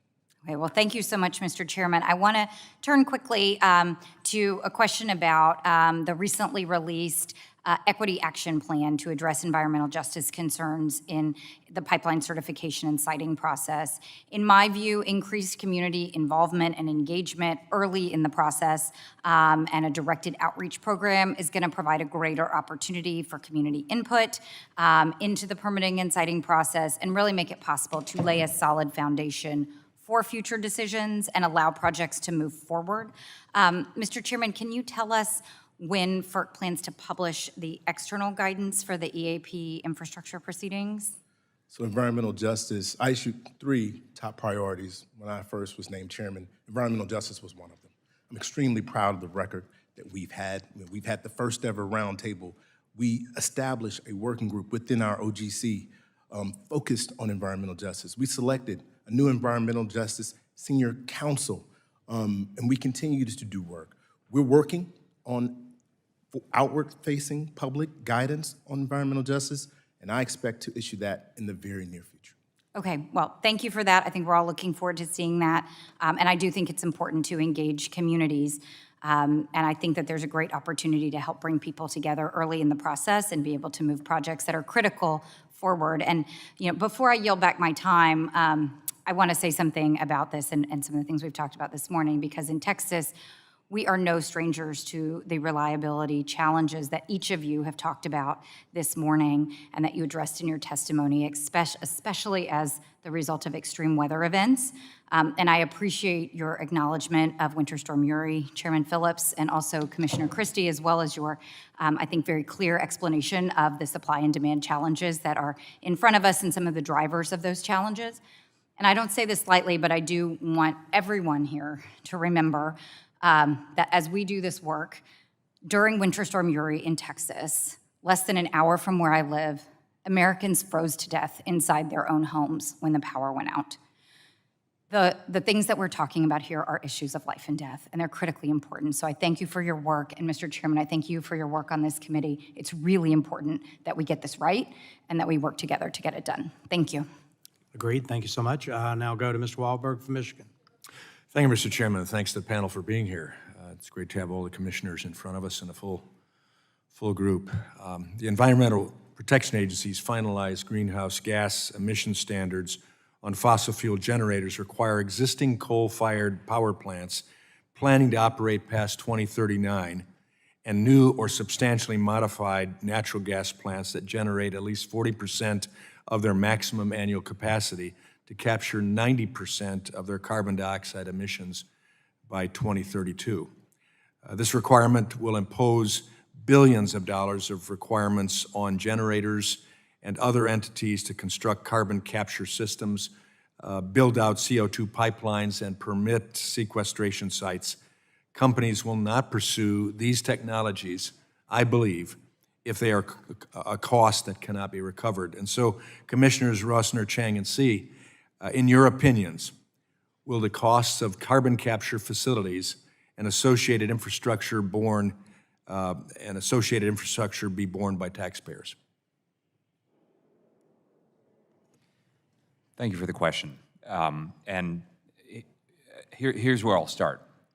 There's strength in diversity, and we saw that in the last couple of winters where we had winter storms where if we didn't have all the resources on the system running, we would have had greater problems than we had. So I'm an all-of-the-above person. I think it's essential. To your question about the specific cost of those facilities, that's something that I would have to get back to you. But as a general matter, I think we need them all. Thank you. Commissioner See, will it be borne by taxpayers, the cost? I agree these are also very important issues when we're looking at both what it takes to power the nation today and looking at promising technology in the future. I think when we look at these rules in particular, there's a lot of areas of potential concern when we see the consequences that they may have when we're looking at the whole regulatory landscape on the existing power sources that we have. This is an important issue, one that I'm committed to looking at closely to the extent that it affects FERC's jurisdiction and working closely with my colleagues on. Commissioner Chang, will the cost be borne by ratepayers? Yes, thank you for your question. This is a great concern regarding both the cost and the reliability of the system. And I'm beginning to look into the potential implications of some of the rules that you had just mentioned. And I look forward to having an opportunity to work with my colleagues to really dive in to understand the near-term and longer-term implications. Thank you. I thought it was a simple question. As a follow-up, many existing generators will likely close their operations because of the EPA's rule. New generation sources are unlikely to be in the footprint of existing generators. As new members of the Commission, do you believe it is just, reasonable, and not unduly discriminatory or preferential for ratepayers to bear the transmission rates that will be required because of this forced generation shift? I strongly believe. Commissioner Rossner? Well, thank you for the question, sir. And here's what I think. I think that, you know, I'm a yes and. I think we need everything we have today. That's quite clear. And I think we need some new things. And I think when we build new things, we need to make sure that we're building the least cost set of resources and that we're compensating those resources in response to the services that they actually provide. Thank you. In my role as a new commissioner, I'm looking very closely at costs when it comes to the Commission's authority for just and reasonable rates. I think these are important factors to take into account. I certainly have respect for other agencies and their responsibilities, but as an energy regulator, I think it is important to look at consequences for reliability and otherwise for some of these rules that you're talking about. And that's something that I think is important for us as commissioners to continue to look closely at for all of the reasons you mentioned and others. Mr. Chang? Thank you for the question. I take the economics of these energy systems, including generation and transmission, very seriously. Historically, we've built in this country generation and then transmission to bring the power from generation to very nearby load centers. And as the resources shift, we, FERC, and really the industry need to look at essentially the platform and the network that's needed to support the generation that we need, not just today, but into the future. Thank you. Well, I agree with all of that, but I think there is an answer that was missing here for ratepayers. And I have another question for Commissioner Christie, but I'll submit that in concern about the idea of a shell game that's going on. So, Mr. Chairman, I yield back, and I'll submit that question later. Chairman yields back. I'll now go to Mr. Tonko for 5 minutes. Thank you, Chair Duncan. It is wonderful to see a full complement at FERC, and I congratulate and welcome the newly sworn-in commissioners, so thank you for your service. I would also like to recognize and thank Chair Phillips for his leadership on Order 1920. Much appreciated. Having better longer-term planning of our transmission system at a time of tremendous change and evolving risks to our electric infrastructure is common sense. It should not surprise anyone that groups from across the political spectrum have praised this order, including Republican former Chair Chatterjee. This is a reasonable approach, I believe, that will undoubtedly result in a more reliable and affordable electricity system. So again, I thank you, Chair Phillips. We know there are many different tools to improve the reliability and affordability of our grid, including getting better performance out of our existing infrastructure through the adoption of cost-effective grid-enhancing technologies and advanced reconductory. So, Mr. Chair, why was it important that Order 1920 requires grid planners to consider these types of alternatives to new transmission? Thank you so much for the question. We require, in Order number 1920, that grid planners consider grid-enhancing technologies. And this is why it's so important. It's because we know we can't just build our way to where we need to go. So it's going to provide more reliability sooner and lower costs for customers, because when you talk about things like advanced reconductoring, actually replacing the lines, the wires within an existing transmission facility, you can save up to 60% of efficiency and just as much when it comes to cost. It's critically important. Thank you. These technologies are continuing to improve, as we all know. New innovations are becoming commercially available, and I would encourage the Commission and grid planners to continue to update their understanding of these technologies so that the most beneficial, cost-effective options are properly considered. I also want to ask about FERC's workforce. Yesterday, we had a hearing with the Nuclear Regulatory Commission, and the NRC's acknowledged that a significant portion of its workforce is eligible for retirement. And I know that you had answered some of the questions of my colleague, Congresswoman Fletcher. But Chair Phillips, we know that FERC is consistently rated as a top place to work in the federal government. But does FERC also have these same retirement risks? And can you give us a sense of the long-term plan to maintain that robust workforce that we require? Thank you. We have an outstanding workforce. As I said, we are consistently rated as one of the best places to work in government. I believe we have a great culture at FERC. We do have a lot of our senior leaders that are at or near retirement. And even beyond that, I get emails every week, every other week of someone who's critical to our mission, who's been taking a job somewhere else. This is something that we need to continue to focus on. Well, it's an arena that is under transformation, so it makes it even more exciting and compelling to establish a work career there. In recent years at NRC, there have been major efforts supported by broader hiring authorities to reduce the percentage of employees eligible for retirement by recruiting that next generation of NRC staff. Now, I know that in the exchange with Congresswoman Fletcher, You talked about making it, responded to the ease by which you can recruit that staff. But what about competitive compensation? When we look at some of these issues, obviously we want the best that we can get at a time of, again, transformation and perhaps more reliance on FERC as an authority. But what about that competitive compensation? It is a huge issue that we have. We know that our staff is recognized as the best. There are companies out there that are constantly looking to approach them, to bring them inside their organizations, and they're willing to pay them more than we could ever pay. And a lot of staff at FERC, they don't do it for the pay. Let me be honest. They do it because they want to support the mission. But to be clear, it helps us to retain the staff we need if we can pay them competitively. Mm-hmm. Well, I do not believe it matters whether you care about transmission, electricity markets, hydropower, or pipelines. We should all want FERC as an entity to have the personnel necessary to carry out its responsibilities. We're in a critical stage of energy innovation. So if there are barriers for FERC to hire and adequately compensate scientific and technical and engineering, legal and other specialized roles, we should try to address them as has been done with NRC. And so stand ready to assist in that effort. And with that, I thank you all. And Mr. Chair, I yield back. Chairman yields back. I'll now go to the gentleman from Texas, Mr. Weber, for 5 minutes. Thank you, Mr. Chairman. And Chairman Phillips, as you probably know, I represent a significant portion of the LNG export industry with Freeport LNG. We have 7 ports, upper Gulf Coast of Texas, 1/3 of the Gulf Coast.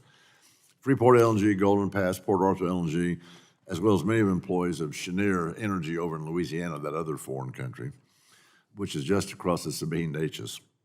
However, we're concerned about FERC's overlapping, duplicative, and sometimes conflicting requirements with other agencies. I hear from our LNG people, our energy people all the time, and it's extremely important. For example, FERC appears to be asking operators to implement additional emergency response measures along the waterway that go way beyond what's actually required. Now, we're talking about waterway. We're talking about exporting LNG out from the Gulf Coast. That's actually required by the Coast Guard. And they do a jam-up job of actually making sure that we export LNG safely, cleanly, responsibly.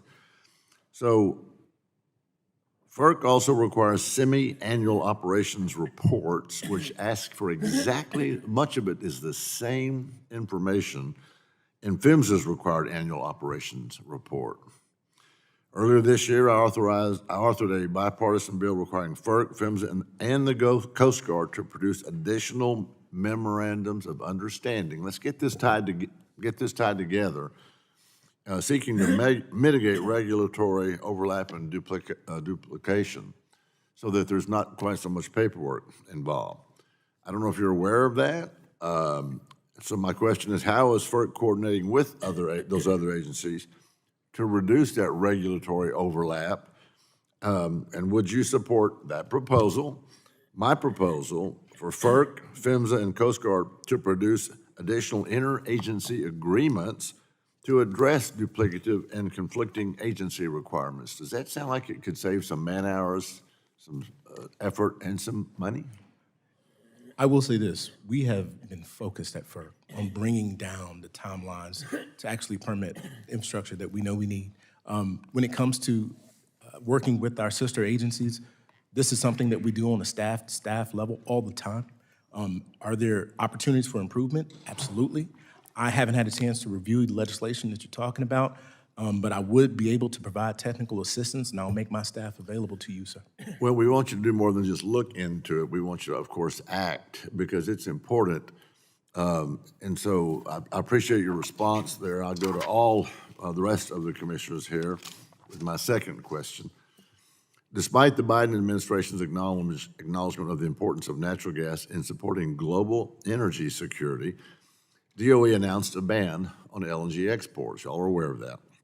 This pause impacts United States Energy's infrastructure development, especially in my district along the Gulf Coast, where we produce 65% of the nation's jet fuel, 80% of the nation's military-grade fuel, and 3 LNG plants, and We actually got Port Arthur LNG, which is on the drawing board, if you will. They have phase one, now they want to go phase two. All of a sudden, they have a big red flag, stop sign.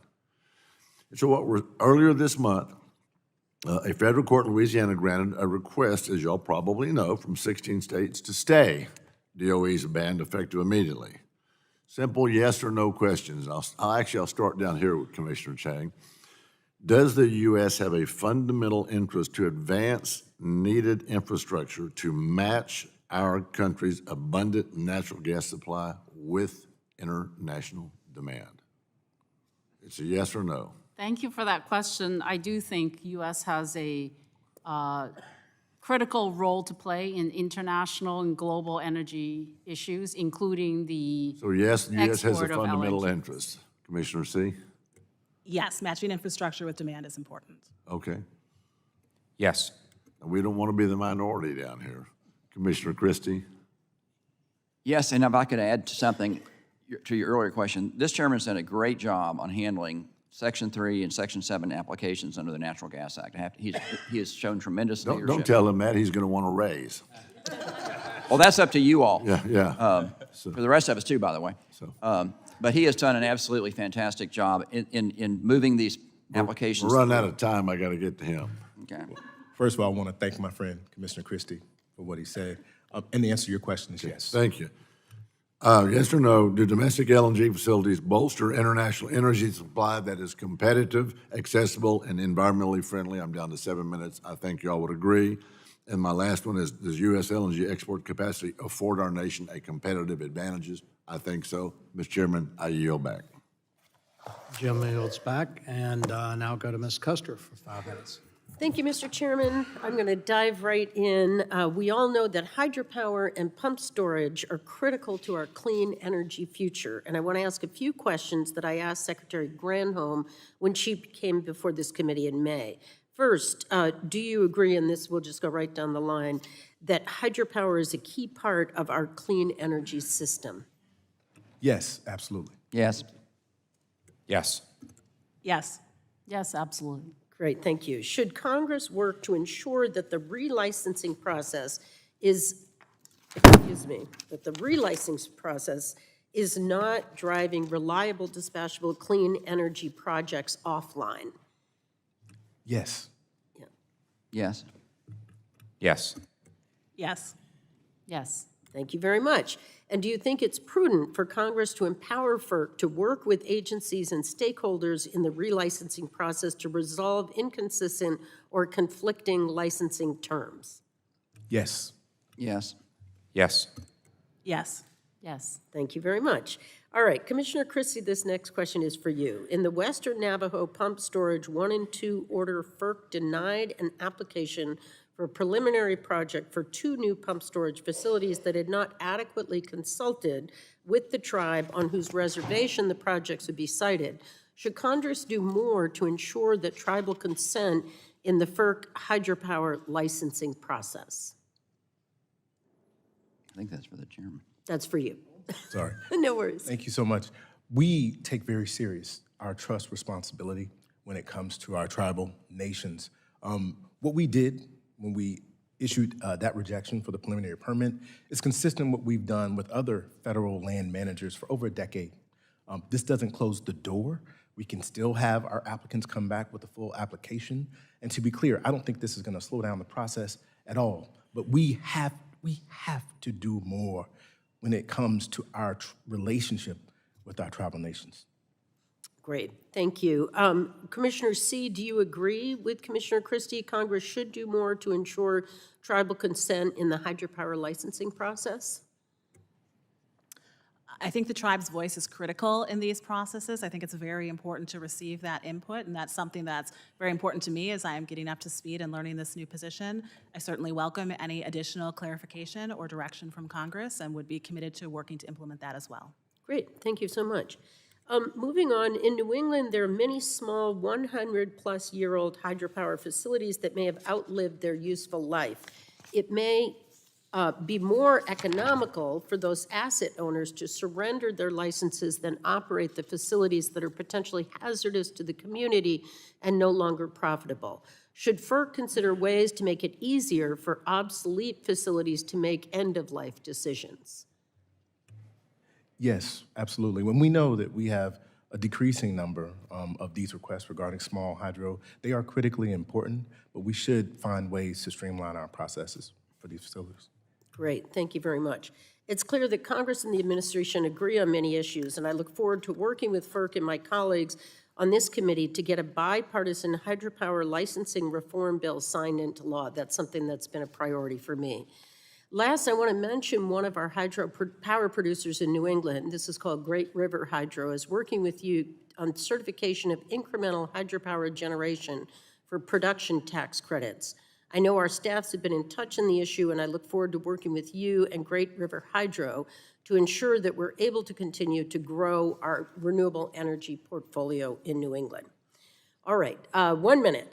I'd like to talk a little bit about the Natural Gas Act. While the Federal Power Act allows FERC to order refunds when it determines utilities are overcharging for electricity, the Natural Gas Act does not allow the same refunds when companies are caught overcharging for natural gas, meaning large interstate pipelines can over-recover billions of dollars in excessive rates that should be flowing back to everyday Americans.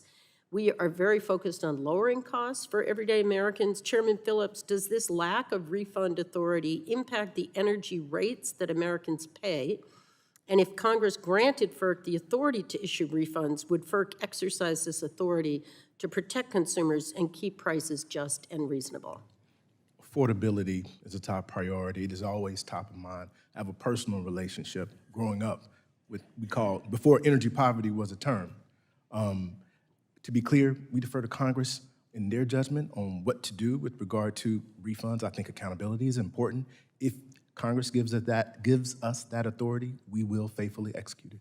Great, thank you. And I'll just close by saying I'm proud that in this Congress, Senators Hyde, Smith, and Blumenthal are leading a charge to solve the problem, and I'm very supportive of the Making Pipeline Accountable to Consumers and Taxpayers Act. Both the Industrial Energy Consumers of America and the American Public Gas Association have written to the committee using it to fix this issue, and I'll insert their letters in the record. And with that, Mr. Chairman, I yield back. Gentlelady yields back. I'll now go to Utah's Mr. Curtis, 5 minutes. Thank you, Mr. Chairman. FERC's stated mission is to assist consumers in obtaining reliable, safe, secure, and economically efficient energy at a reasonable cost. That's awesome. I like to simplify that a little bit to we need affordable, reliable, clean energy.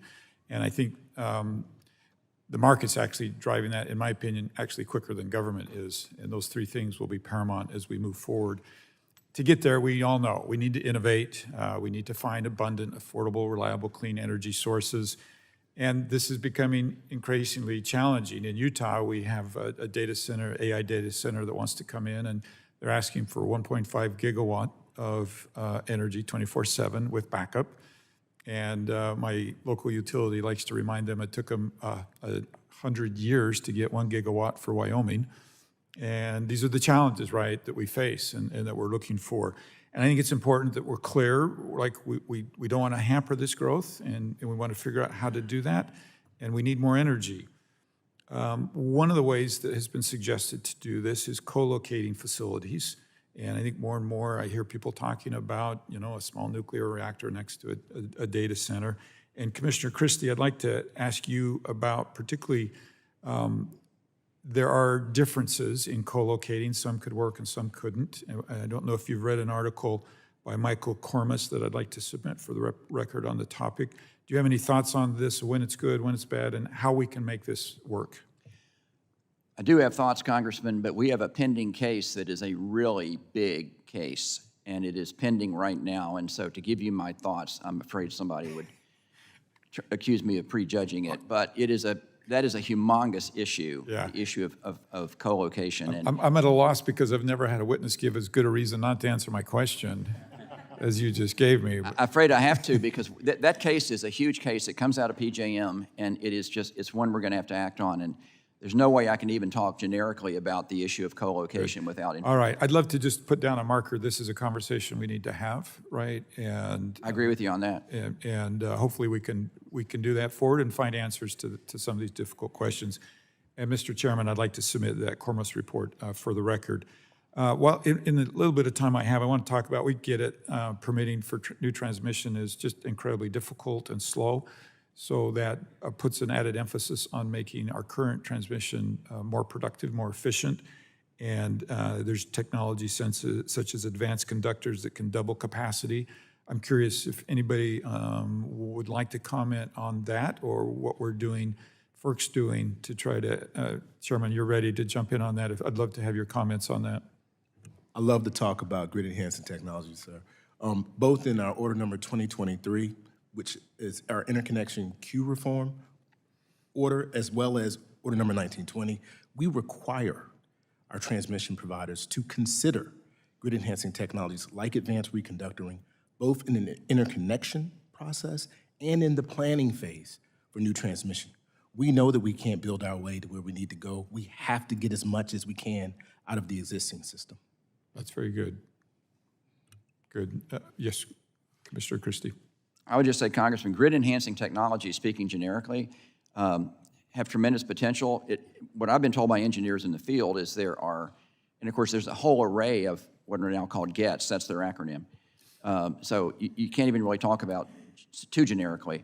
But what engineers have told me is there are times they work and times they don't.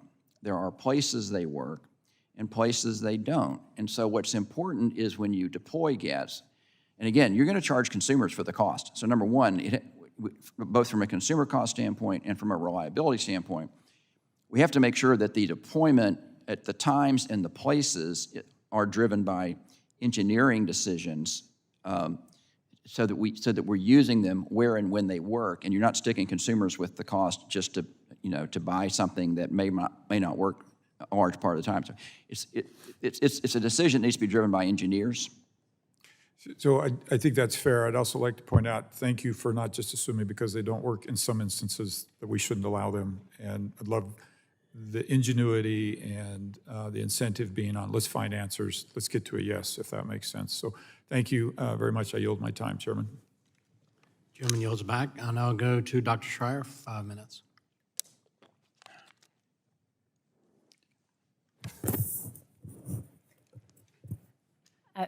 Thank you, Mr. Chairman. Thank you, Commissioners, for being here today. And a special welcome to our 3 new commissioners. In May, the Pacific Northwest Utilities Conference Committee released its annual 10-year forecast for the region, which anticipates a massive surge in demand that outpaces even previous projections, as we've heard from several of my colleagues today. Much of this is attributed to high-tech manufacturing growth, data center expansion, and the trend toward electrification, which is especially quick in Washington state.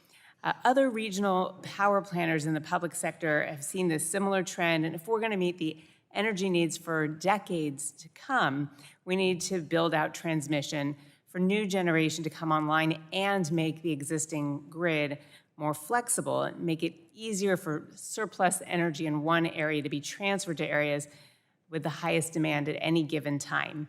The FERC Commission rule in discussion today provides a fantastic framework for each region to make that happen. Chair Phillips, as you know, transmission planning in the Pacific Northwest is a pretty unique effort taken up by many different entities and stakeholders, including public utility districts and privately owned utilities, and then unusual and giant federal agencies like the Bonneville Power Administration. So only some of these entities are actually FERC regulated, which has implications for the transmission rule and other FERC orders. So my question is, how are you balancing your approach to ensure that both areas under your jurisdiction and non-jurisdictional entities can coordinate efficiently, especially in Washington state, where these 2 states could be right side by side and need to interconnect themselves? So when it comes to our non-FERC jurisdictional utilities across the country, we meet with them. I meet with their leadership as often as I can. I've met with the leadership of Bonneville. We talk to them. We know they're facing the same issues that other utilities are around the country. We also have time. When you think about Order Number 1920, there's a state consultation period that's required by transmission providers. States can save and allow time to actually engage with folks like Bonneville as well when it comes to how we're going to select and how we're going to pay for the transmission we need. So this is good to hear, because I just want to make sure that every consumer, ratepayer in Washington State and beyond has the benefits of having this interconnection. Now, on a related topic, earlier, my colleague, Representative Peters, has already discussed how important progress on interregional transmission is. And as Commissioner Chang, you noted, with extremely and increasingly common extreme weather events that cause frequent outages, we're going to require this flexible grid that can transfer adequate power from other areas quickly. One way to increase that capacity between different regions is to connect transmission between regions, particularly by building out the interties between the northwest and the southwest and the eastern and western. So we focus a lot on the eastern western. I was wondering if you could comment about maybe what FERC could do to encourage northwest and southwest. Is this a question for me? I'm so sorry. It is a question for you, unless you feel like somebody else is more capable of No. in that lane. No, I'm glad. You know, it's really what is at the heart of what we've done with Order Number 1920. You know, we've established the framework to allow the resources that we know need to be connected to where the people are. And this is why we're planning for the long term, so that we can identify the best and the most cost-effective solutions to address the transmission needs up and down the scale. Thank you. I look forward to more emphasis on connecting these regions and the ability to really have that flexibility, at the drop of a hat, to be able to get energy where it's needed, when it's needed. Thank you. I yield back. John Lay yields back. I now go to Mr. Allen for 5 minutes. Thank you, Chair Duncan, for holding this hearing with the Federal Regulatory Commission. I want to thank the commissioners for being here today. Obviously, we're talking about ensuring a reliable and affordable energy. It's critical, and I'm glad to have this opportunity to discuss how this impacts my home state of Georgia. My district is home to Plant Vogtle, which I guess this committee is going to get tired of me talking about, but we're very proud of the fact that we've just completed the first new nuclear power plants built in over 30 years in the United States. Units 3 and 4 now in commercial operation, bringing reliable, affordable power to Georgians for decades to come. Commissioner Christie, last year we discussed the positive and negatives of vertically integrated markets, regional transmission organizations, and independent system operators. One benefit of a vertically integrated structure is that if the State Public Service Commission values reliability, then utilities must adhere to the priority placed on reliability. I am concerned that EPA's suite of regulations such as the Clean Power Plan 2.0, revised particulate matter standard, interstate transport rule for ozone, coal ash regulations, and others will result in reliable sources of energy being pushed off the grid.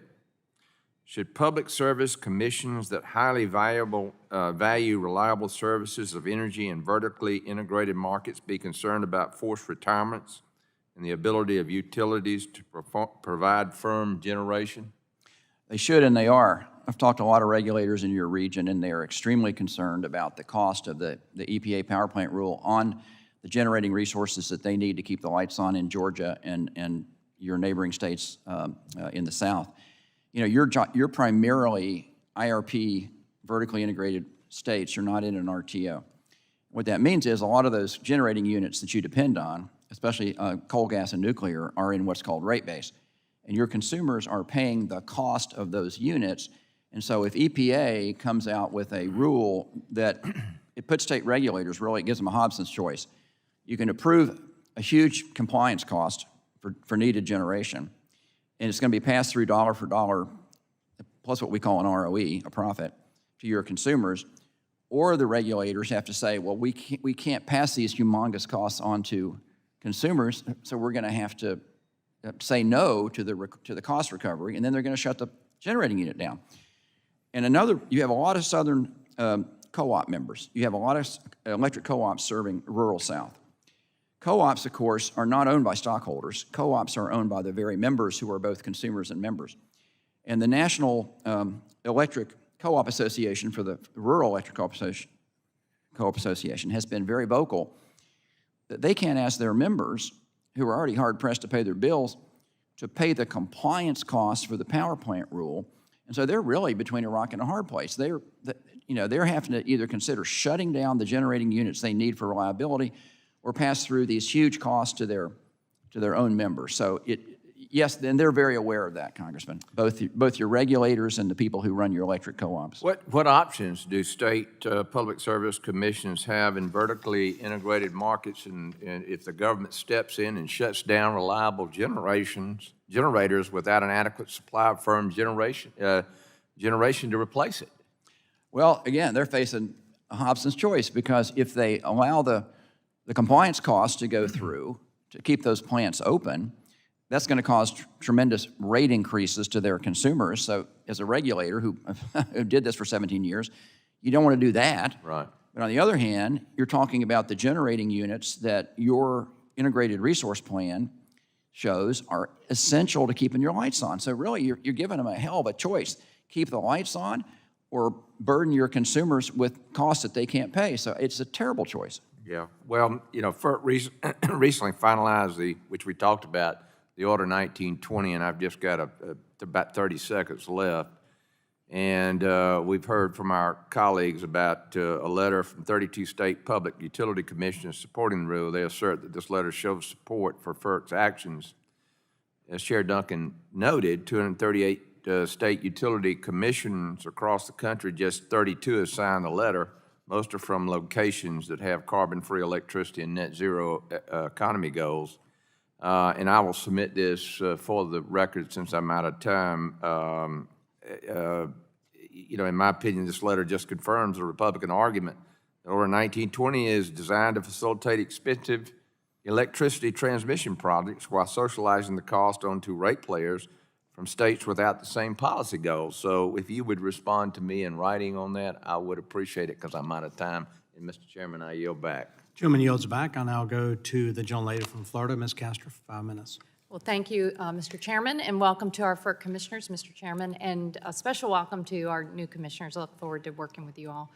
I think under the leadership of Chair Phillips, the FERC has done a very good job with a focus on making energy reliable and affordable for American families and businesses. And special kudos for Order 1920 that requires the regional grid operators to engage in long-term regional planning for the first time. Who would be against long-term planning in this ever-changing world now, especially with the predictions for energy usage going up, energy demand because of a booming economy and new data centers and electrification across the economy. And then these increasingly costly and more frequent extreme weather events. It is very important that all energy producers and the RTOs think about planning for the long term. And you all should know, yesterday there was an amendment offered to the Energy and Water Appropriations Bill to not fund implementation of Order 1920, and it failed here in the House. So for what that's worth, I think that's a good sign going forward. But the job of FERC is not over.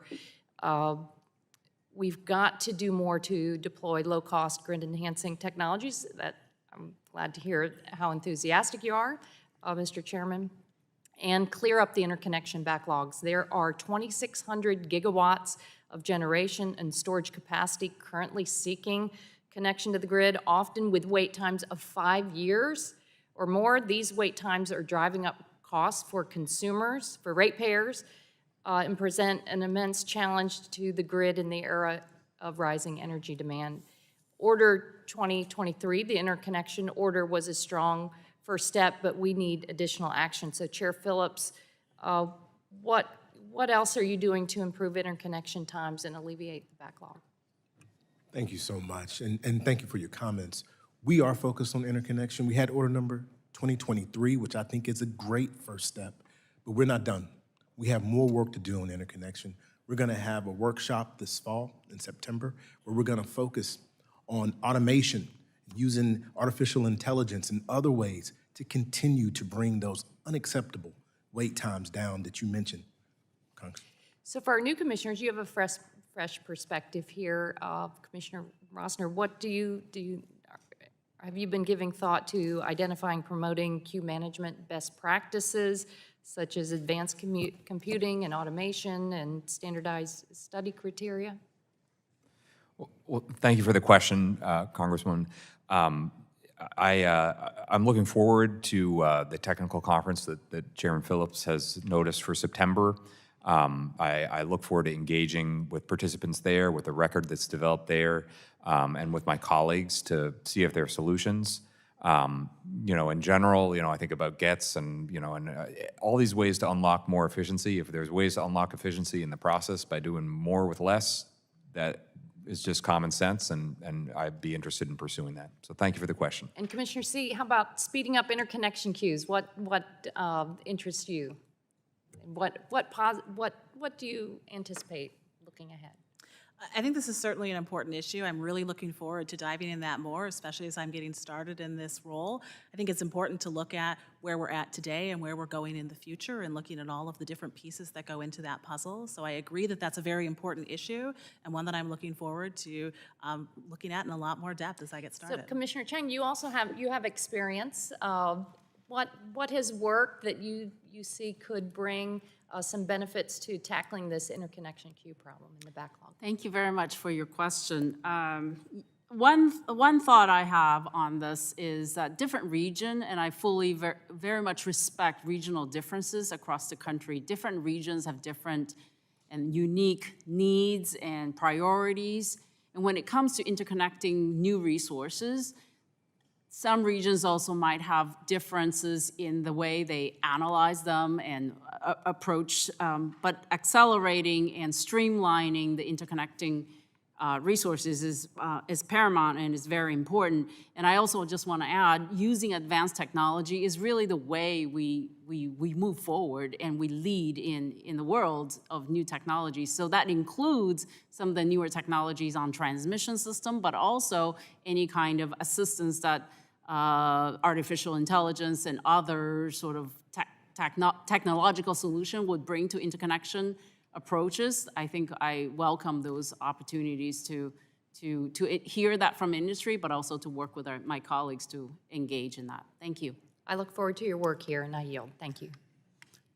Julie yields back, and I'll go to the gentleman from Ohio, Mr. Balderson, for 5 minutes. Thank you, Mr. Chairman, and thank you all. Congratulations to those that have joined FERC, and I look forward to working with you.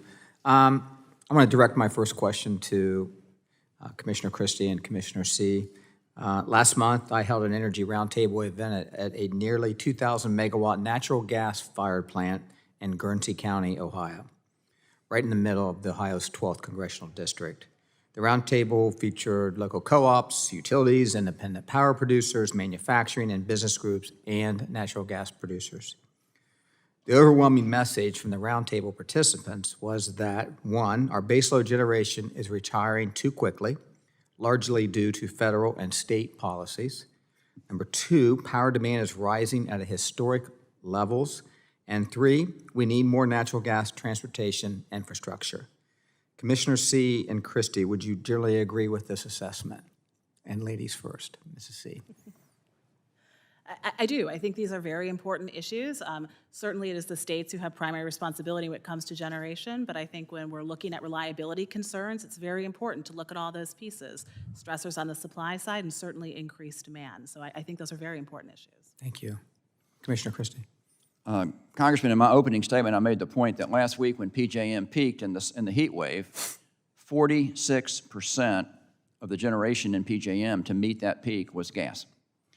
And the generating unit that you had your forum near, if it was a combined cycle plant running at baseload, meaning it's probably running at a capacity factor, so let's say 80% or more, the EPA power plant rule is going to essentially make it virtually impossible to build those types of plants. Yes. And we're going to desperately need them. Thank you. The EPA, since you brought it up, its most recent power plant regulations create mandates that all but ensure coal-fired power plants will shut down before 2032. Excuse me, it makes it virtually impossible to get new natural gas plants built and connected to the grid. At the same time, the EPA is actively pursuing a separate effort to further regulate our existing fleet of natural gas-fired power plants. We were already worried about the long-term reliability of the electric grid before the EPA's Clean Power Plan 2.0 on existing coal and new natural gas plants was finalized. As the federal regulator charged with electrical grid reliability, can you discuss what FERC's existing natural gas generation is being developed by the EPA? Commissioner C. and Commissioner Christie.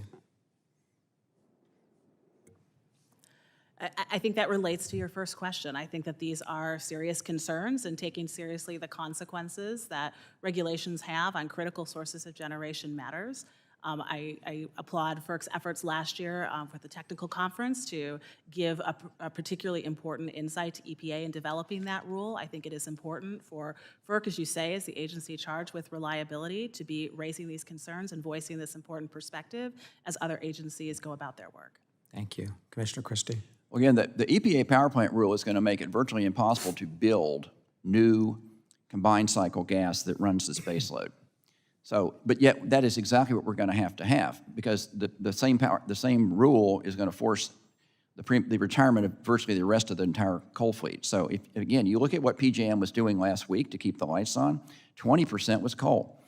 If you take 20% of the resource mix and just evaporate it, and then you don't allow the construction of new combined cycle gas, which the power plant rule essentially will not, the numbers don't add up. You simply, it's just, you're not going to be able to keep the lights on. I mean, that's just plain arithmetic.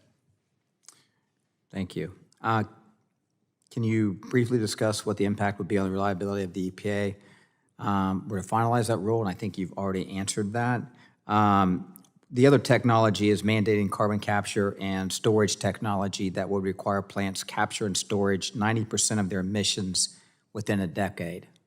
Feasible, Commissioner C? And I think there's certainly a lot of promise with that technology. I think one of the concerns that I would have sitting here today is how deployable is that technology right now and on the timeframes of the rule. Again, other agencies have their own statutory lane, but looking from a perspective of reliability and resource adequacy, I would have concerns, especially with those aggressive timeframes. thank you. Did you want to add anything, Mr. Christie, or? No, it's not feasible. Every expert in the field and engineers who talk about this say you cannot use, the carbon capture technology is simply not there on the time frame that this rule requires or at a commercial feasibility. I will address a couple of my other questions to you because I'm out of time, but my colleague from Florida talked about the queue, and I've been working with PJM about this queue issue, so look forward to working with all of you. Thank you, Mr. Chairman. Appreciate it, gentlemen. I now recognize Mr. Sarbanes from Maryland for 5 minutes. Thank you, Mr. Chairman. Thank you all for being here today, and thank you for your critical work. There's a lot of expertise assembled here, very much appreciated. The work you do throughout the year to assist energy consumers and foster their access to reasonably priced, reliable, secure power is obviously indispensable. I'd like to discuss the situation that led to your recent decision to deny the Maryland Public Service Commission's motion to reopen docket number ER 13-19, which concerns PJM's flawed 2024-2025 capacity auction for a portion of the Delmarva Peninsula. You're probably not surprised that I'm bringing this up. As many of you are aware, when this auction took place in 2022, a mistake in the parameters PJM set resulted in highly inflated capacity prices of more than 4 times the just and reasonable rate, with no commensurate electric reliability benefit to the consumers. Recognizing the mistake, PJM petitioned the Commission to amend the auction, a request that the Commission granted, finding that the initial rates were, quote, unjust and unreasonable. However, in subsequent litigation, the Third Circuit held that PJM's amendments to the rate auction were in violation of the filed rate doctrine, and so PJM petitioned and was granted permission by FERC, thank you, to return to the initial flawed rates. From our witnesses today, only Chair Phillips and Commissioner Christie were on the commission in May when this decision was made, but in your concurring statements, you each expressed that while you believe the court's ruling to be binding, the outcome of reapplying a knowingly flawed market design will be inequitable, unjust, and unreasonably result in unreasonably high prices for ratepayers, including some in my state of Maryland. Mr. Chairman, by the way, without objection, I'd like to enter into the record a letter from bipartisan members of the Maryland delegation to the Commission requesting a rehearing of this decision based on the acknowledgement that the outcome is unreasonable and inequitable. And, you know, this letter has come and gone, and I understand where things have landed, and that FERC declining the request believes the court's decision binds you in this case. I get that. So given that, my question for you, Chair Phillips, and then we'd love to hear from Commissioner Christie as well, is pretty simple. What do we need to change to ensure that an unacceptable situation like this never occurs again, even as I can't believe that we have to live with the decision that I just discussed, but looking forward, like, how do we stop this kind of thing from happening? First of all, I want to agree with you, Mr. Sarbanes. It is absolutely unacceptable. There was an error, and it was an uncontroverted fact that it was an error. And the court came back and said, well, the equities don't matter. Sir, I'll tell you this. For me, the equities always matter. I believe the most important function of our commission is to protect consumers, and that's what we tried to do in this order. Now, court came back and said, we have to do it differently. We will abide by the court's ruling. But we are encouraging PJM and other markets to correct their tariffs, to allow time to fix these errors so that this never happens again. Congressman, at the time those results came in, I think my comment was, in no universe would these results be considered just and reasonable. I still think that, but the appellate court told us we had to accept them. As to your other question about what do you do about this, I think I've been very vocal about this, I think there are a lot of flaws in the PJM capacity